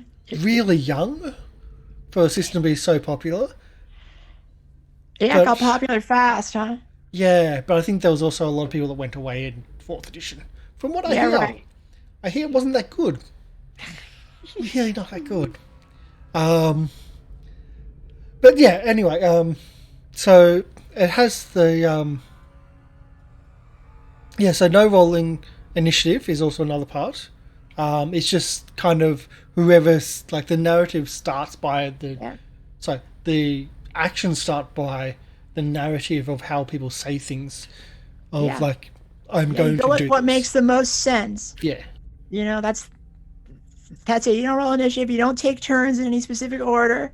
You take turns and resolve uh, combat exchanges if it's combat, harm exchanges in whatever way makes sense according to the fiction established at that point. So I can see like selfish look at me style players Yeah, not really fitting into a game like this because they will just keep on taking the limelight, and yeah. the MC will need to just like look stop and then That's an move it important across. thing for the MC to do is to move the spotlight around so that players have an opportunity to be players in this game. Yeah. So yeah, 'Cause, from my really experience important. on the show on the channel years, we haven't had a lot of look at me players. We have had a couple of don't look at me players, like Yeah, people that are very shy because we are on camera. We do have viewers, so that can be a bit of a weird for some people. yeah. But No, it has happened. We've had, I think, I won't go who they are, but yeah, I think we might have had a couple. So having the MC be able to shift and move that away from those people, and as I said, share the spotlight is a good way of putting it. yeah, Um, yeah. yeah, exactly. But so not doing initiative is going to be a weird one to get your head around to if you're used to it. As you were saying, what is this initiative? This is weird. Why Yeah, am I like I having to went in roll the other initiative? direction where I thought rolling initiative was like a useless mechanic. I understand it now because I play all these games, but when I first heard it, I was like, well, why don't they just not do that? Th- You know? Thinking of it from my perspective, my background is mostly 18D second edition, where you roll initiative. Sorry, no. You say what you're going to do. You announce your actions, then you roll initiative. You add the initiative that you've rolled plus what you're going to do to make the how it is, because Oh each God. action has its own Has a amount. specific like initiative Yes. requirement or because it takes So, longer to, oh God. a dagger stabbing will be a +1 to your initiative. Yeah. Yeah. A hammer, a two-handed hammer, or more, so to speak, would be +10 to your initiative. A magic Yeah, I missile's mean that's 1, great. That's fireballs great. That's 3. great. Or you can just decide from thinking about it which one would happen first. Yeah, I mean, I don't know. I mean, they're two different but styles of yeah, play. it did change your like because you have to declare first. If something's bad, you want to get really quick initiative because your initiative is only D10. Back in this is 18D Okay. second edition. Initiative is a Okay. D10 roll, random roll. Then you're adding what your action is. So if you're a mage, you're going, oh, such and such, like this person, this enemy, is going to kill my friend or is a big Right. threat. I need to deal with him now. You go, okay, what spells do I have? Magic missile's the quickest. So you're not going to throw a fireball, which is going to take like 5 initiative. You're going to throw something quick like a magic missile Because it's just a to really deal with them. short thing to say or whatever. No, Magic because missile it's like casting it's a time really is quick super short. spell, a really quick spell. So you want to use that to deal with something quickly, and then hope you roll low as well. I mean, now having played more crunchy games, I can respect that. Yeah, But first, back in the day when I was before I played games like Pathfinder or whatever else, I would have never. Yeah, I mean, I get it now. I didn't get it back then. yeah. Although there's Call of Cthulhu where you have like everything just goes by your decks. There's no rolling, so Well, everything that's the order's interesting. just done by your decks. And what can you do in turn? You can do something. What does that mean? Well, you can do something. Oh, but what What if is I want to that? do that? One Is that something? action, one move? What do they Something. mean? Something, something. All right. I You mean can do that's a not bad. significant thing. I That's mean it. that's kind of an open, flexible. It is, isn't it? It's a great Yeah. idea. Great idea. But in this, it's like in this, it's there's you're doing something. You like you. This is more of that style of you're doing something. You're like you're doing an aggro. You describe your move. You describe your attack. You describe your threat if you're in combat. That is, and then you do your Yeah. roll. So you're Yeah. doing something significant. It's just in Yeah. The the MC will usually describe, of course, all of the threats that are not other PCs. So, so in combat, uh, there's pretty heavy MC participation in those areas. yeah. I'm trying to be a bit more descriptive lately in my Well, I've GM noticed. narratives. Yeah. But that's mostly because of Loyan being so amazing in how much he puts in to a combat. So I'm By the still way, you learning. did an amazing recap last Monday of the last episode or whatever. It was good. It was, I because I thought that know was you were trying to trash. improve. No, it was really good. You, I mean, it helps I, me remember everything too. one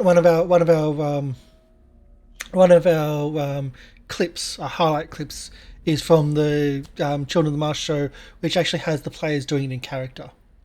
Oh, really? So the play every week, the players would do it in character. One player would be nominated, usually the same person, because some of them didn't want to do it. It was supposed to be shared, but it never happened.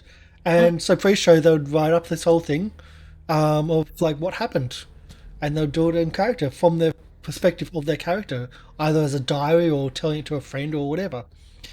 It was kind of strange, um, really strange. But yeah, being descriptive is really important in this game specifically, like really important, Yeah, yeah, and yeah. being I mean, it player doesn't driven. work without it. So like at the MC, you'll be asking a lot of questions to try to get more description out of the players. Because yeah, you can't run the game without knowing what exactly the players are doing. Which sounds really weird because the players are usually reacting to the GM, but in this, the MC is reacting to the players Yep. more so. So Yeah. you need More your more players to be so. Yeah. need to players to be far more interactive and descriptive in their actions. Yeah. Just not like I'm going to hit him. Yeah. You have to know No, going in that the game doesn't work if you're not going to be really get into invested in the cooperative storytelling aspect of the yeah. game. That has to be your goal. Um, I've actually got one which it may be I don't think it's specifically powered by Apocalypse. It's very similar, where it says like it tells the GM to not even listen to a player unless they are speaking in Goblin. I think you told me about that. I think I remember hearing Like that. That's unless they are funny. speaking in Goblin because In it's a Goblin. Goblin-based game, you don't even listen to them. You ignore them. That's funny. Um, they Well, that have to helps you get in the right they have to mindset. describe their actions. Like they have to talk in character, have to describe their actions in character. If they don't, no, they're just ignored. I was like, that's really mean, but it forces that. It absolutely Yeah, forces it. sure Um, does. so that's kind of a weird one. But yeah, is there anything else that you think we can point out? Anything that we've missed? Have we missed anything? Like we haven't touched on the classes, but the classes, um, like when you pick up the game, you can have a look at your classes. There's amazing classes Yeah, I there, mean, yeah. but they can get So, into a lot of detail. They can well, really get into right, and detail. it's something worth exploring with your player group, Yeah. right? So you show up and you have an MC that knows the rules. You can look at the playbooks and decide which one's going to work together with other people in the player group. That's the way it works the best, I think. I like doing session zero as like group creation, not just player Yeah. creation. I Session think zeros are so much better in Powered by the Apocalypse than any other system that I've experienced. yeah, Session zeros actually matter. yes, and that's a really important thing. Session zeros do matter, even though you're not doing like writing up a background, but you're actually hooking yourself into the players, like the other Yeah. characters. Um, that's Yeah. the one time I've seen a Power by Apocalypse game like as a viewer was a session zero, and the session zero was the GM um, hearing how the players interact to each other Oh, and that's doing interesting. a mind map of like this is one player, this is another player, and they're drawing lines to each other and writing what they Holy like. cow. But it was like how they feel about each other Yeah, yeah, and okay. how they know each other, and Well, they that's were important. like some of them had You have to take businesses notes on and that. yeah.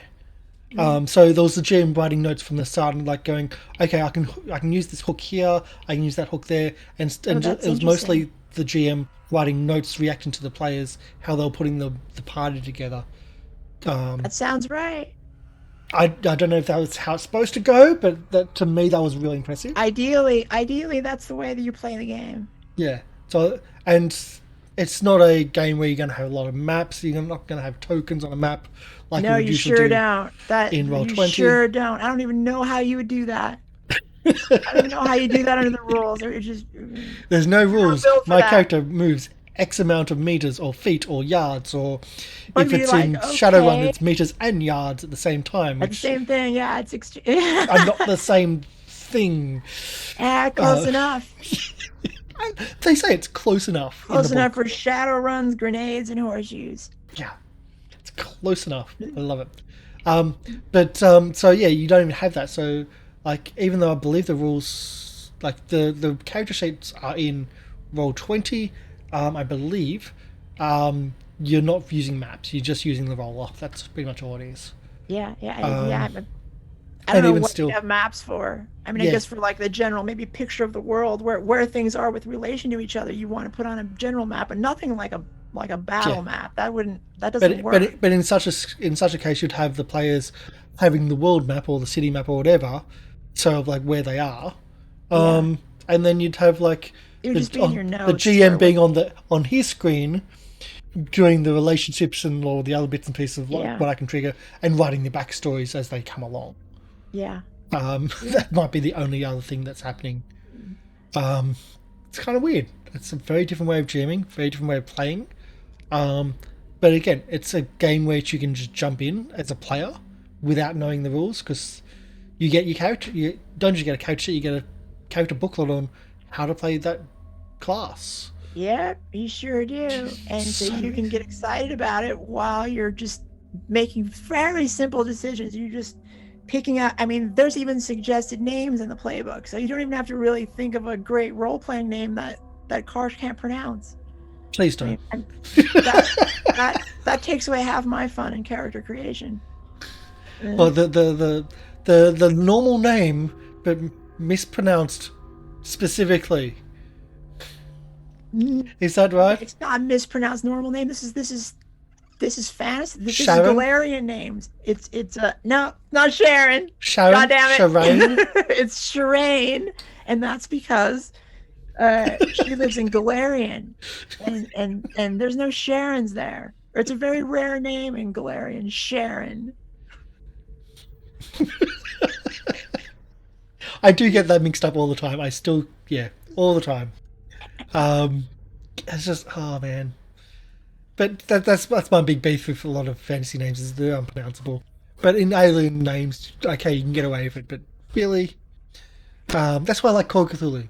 Names are names until they're Oh in yeah, that's right. Latin. They're probably basic names, right? Because it's from like the 20s, so they're going to be like Yes, Herbert or whatever, like normal. but it's the 20s in England, America. Sure, that's okay, great.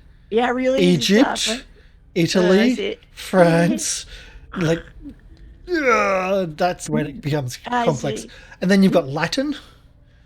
You've got Latin Yeah. names for things, and it's like that's when it starts getting really like difficult. And with my dyslexia and my reading issues, and like, oh man, it's so difficult, so difficult. But I love Call of Cthulhu. It's always going to be my I've never played it. We're gonna have to do it again on this on the channel. Yeah. Um, a lot of people have played through the Corbett House so far, but we'll see if we can get together a group which haven't played the Corbett House because it's such a great how to play, Oh, is and it? Yeah. it's such a great how to play that they've used it for many generations of the game system. Oh, really? It's the Yeah. same So scenario or whatever. this is from like maybe second or third edition. Oh, that's I'm pretty totally cool. wrong here, but it's been there for Well, a long whatever. Yeah. time. It used to just be called the Haunting. Um, no, it used to be called the Corbett House, and then there's another Corbett House after. Now it's called the Haunting.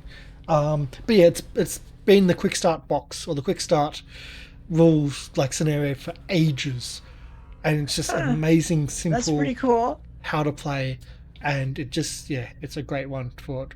So we'll see if we can have enough people to get together to do it again, and just it's so much fun. And Yeah, it that'd is a be cool. gotcha game for the GM. Is it really? Oh yeah, I'm That's working different. against you in absolute point apart.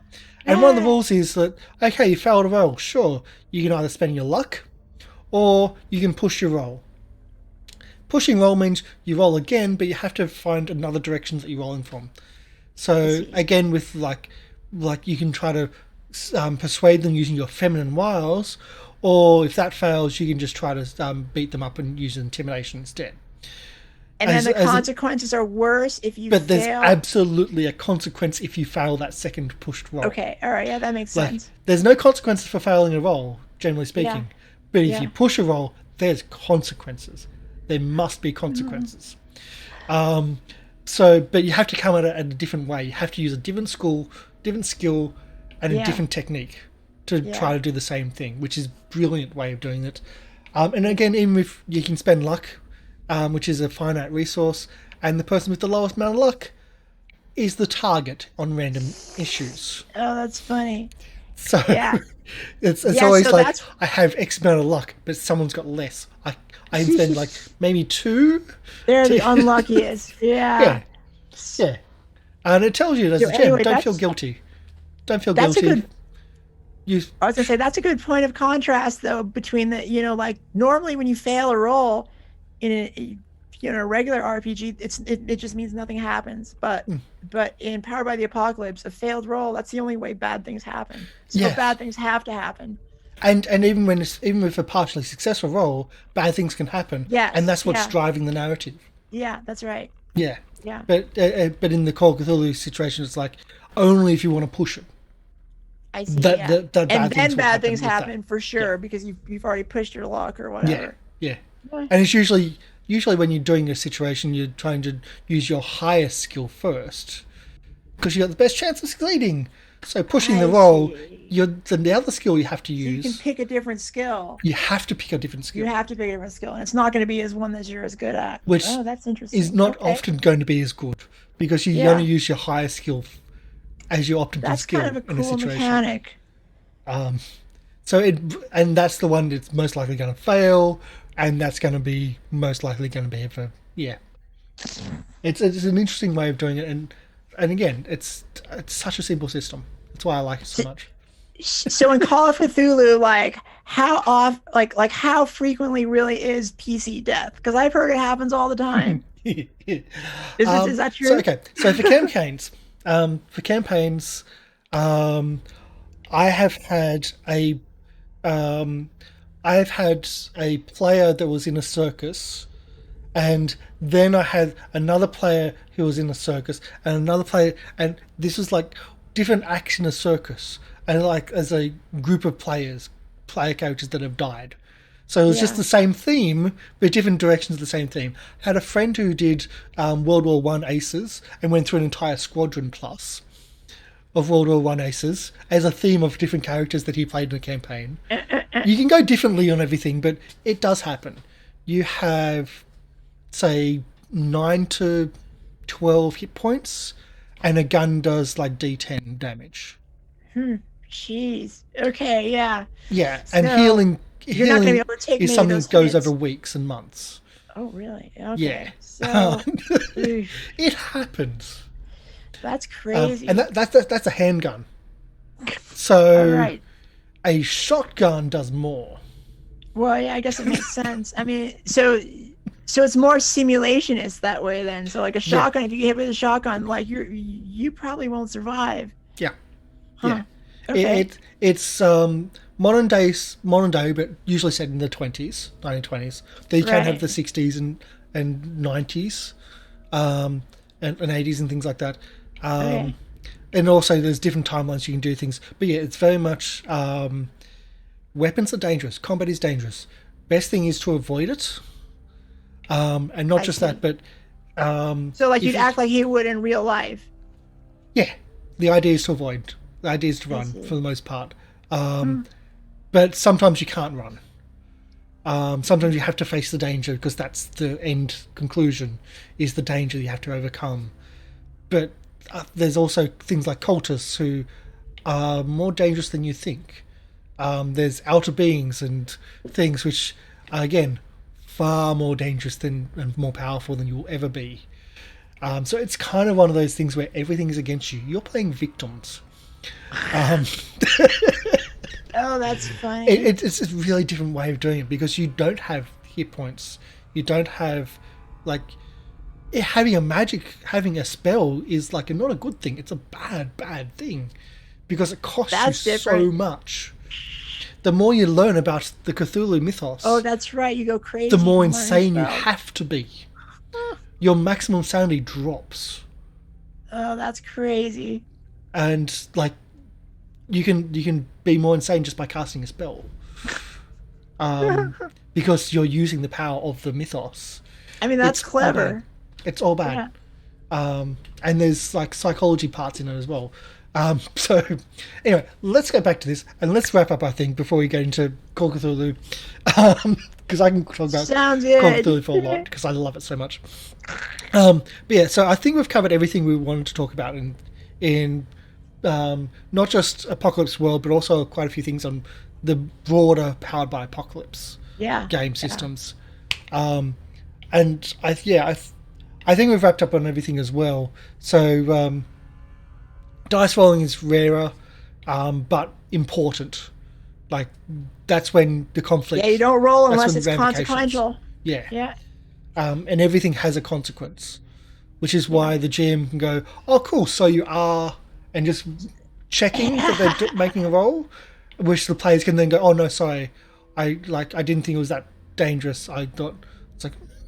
So they can either commit or don't. They have that, Yeah. Yeah. Yeah. but it's not there to avoid. It's not like, oh, I'm just trying to do this, but not roll. It's like, no, you still have to roll. Yeah. Right. Yeah. GM's more reactive and less, but still putting that conflicts there. It's a different style of GMing. I think It's it is. Yeah. I wouldn't say it's prepless, but you don't No. have that. It sure But it's a isn't. different prep. It's a reactive prep Yeah. instead, Yeah. which is like a lot of times I've heard it called prepless GMing, or yeah, but it's reactive prep instead, and it's very much player driven, or the players have to drive it far more than normal games. Um, Yeah. and yeah, and the GM's still bouncing that off as well. Hmm. No backstories, or less backstory. It's more just key. It's all right there on Yeah, it's right there in the playbook. You just go down the list when you yeah, start out and then you go from there. And there's and certain like things on the playbook that cause you to interact yeah, with people, you yeah, know, right from the start, right from character yeah. creation. Classed system, and the classes are all have their own power. Like I say powers, but They're pretty different. yeah, Yeah. they're quite different, and they've got their own moves and their own interpretations on moves as well, and including sex moves, which we're not even talking about and getting into because that's a Eh, thing, it is but a it doesn't thing. have to be a thing as much. Um, and it is an R-rated game. The reading of the book, it doesn't hold back. It's right in your The face with proudly R-rated game. If you yeah, read the book, yeah. it doesn't pretend like it's anything but that. No, no, it doesn't care. Really doesn't care. Hmm. There's rules for like the rules for GM have like the GM has to follow rules. They have to they can react, but they have to react in a certain structure, Yep. and they They can't sure fudge do. those at all. Um, all the roles are open, um, and yeah, I think that's about it. I think that's pretty much everything of everything that's there. So yeah, um, that's pretty much powered by Good Apocalypse times. or the Apocalypse world. Go check them out. I want to actually. I don't know. I don't think I can run it, but I do want to play it. I do want to explore it a bit more on the channel. I might be able to run some of the smaller things on the channel. Yeah, and I do need to explore it because it's such a different way of doing things, and it's a very interesting style of role playing. Yeah, it's So worth giving a shot to. Um, yeah, so Particularly hopefully, if you like role playing and you like improv type stuff. yeah. So as I explained before, I think we talked about off screen, which a few years ago I was watching the Corporate Sins game online from Hyper RPG. They went for 2 seasons, so 2 years worth of role playing, and the whole group was an improv group. Yeah, So yeah, improv they're going to be comedians, naturally pretty good at it. and they weren't native role players, but they really got into the improv, and their backstories were not often made up by themselves, but often made up by someone else referring to something they did in the past with that Yeah, person, and it just adds into that. yeah.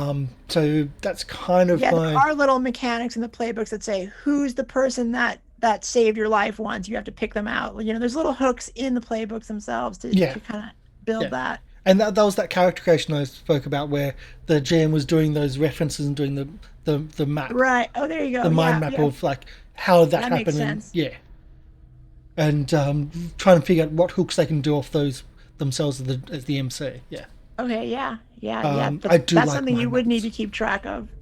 Yeah, so I do Who like doesn't mind love a maps. good mind map?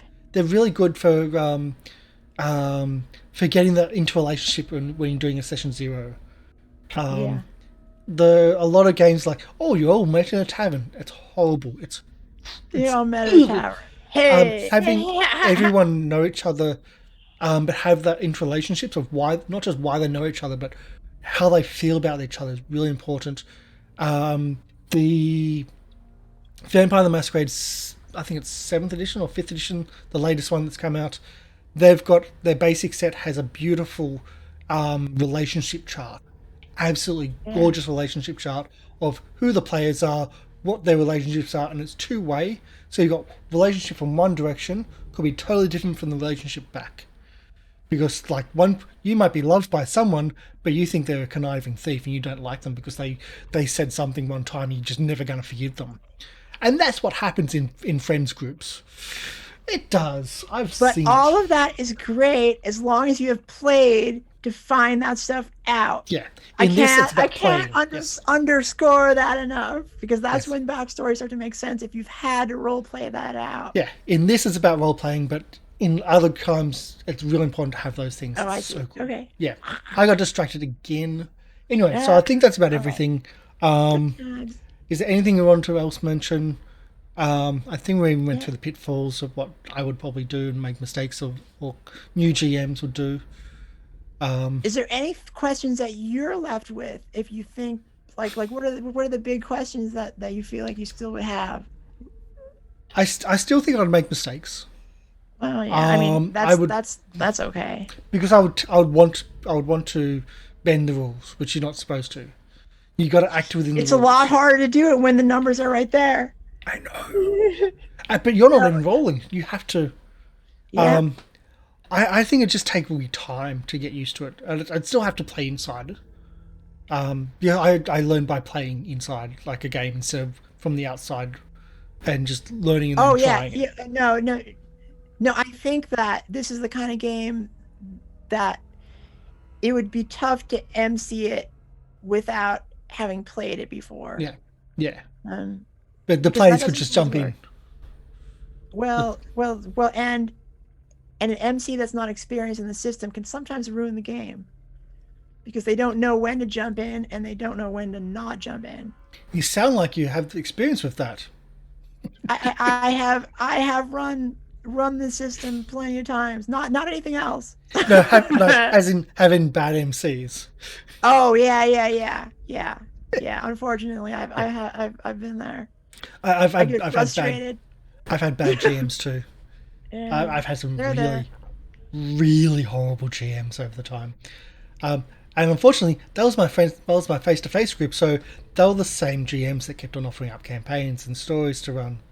And Ah, they were the same yeah. people I used to roleplay with week in, week out. So you can't really just go, no, I don't like you, and move on, because you're stuck with that group. Friends.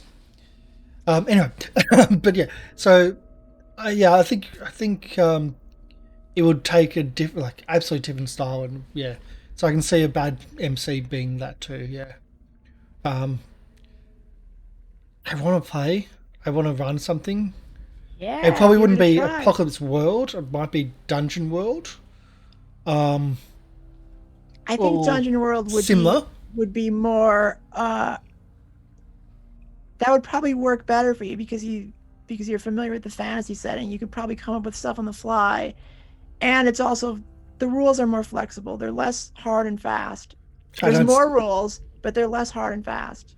but I'd also probably want to try to run a story You can do that in Dungeon World.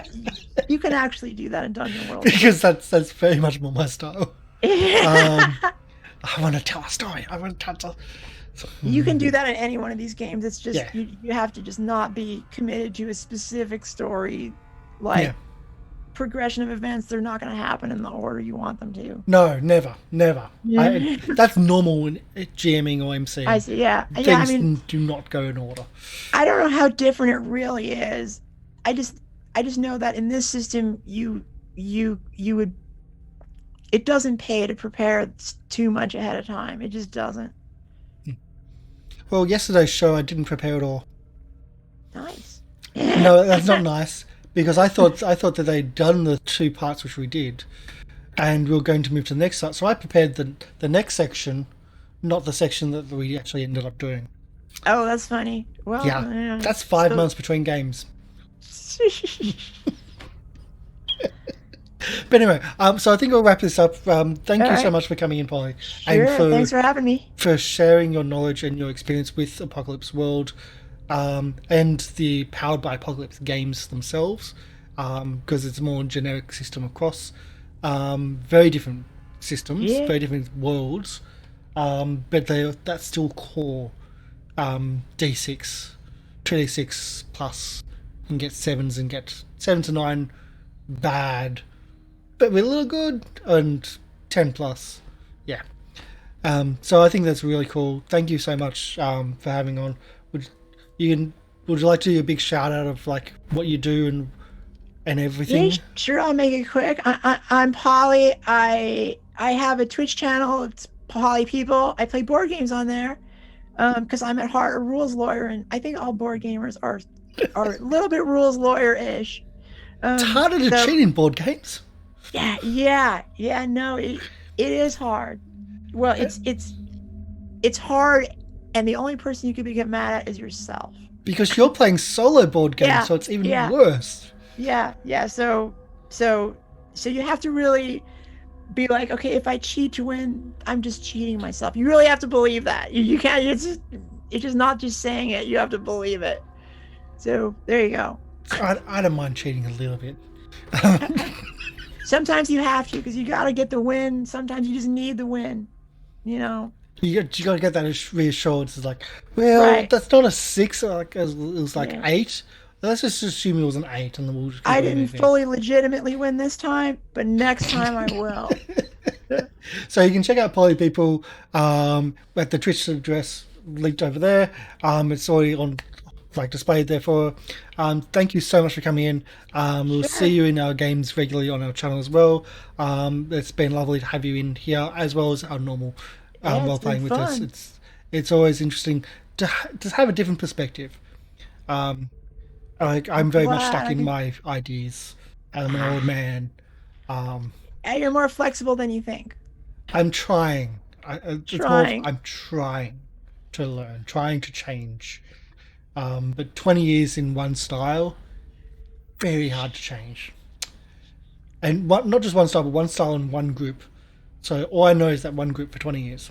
Yeah, I see. So Yeah. doing this, I have to learn, as I said, from Lorraine and from others that we work with here. Right. So this is a style which I want to learn more. thank you for having for listening to Silenscape as well. So that's what you're hearing. Just a note on the book as well.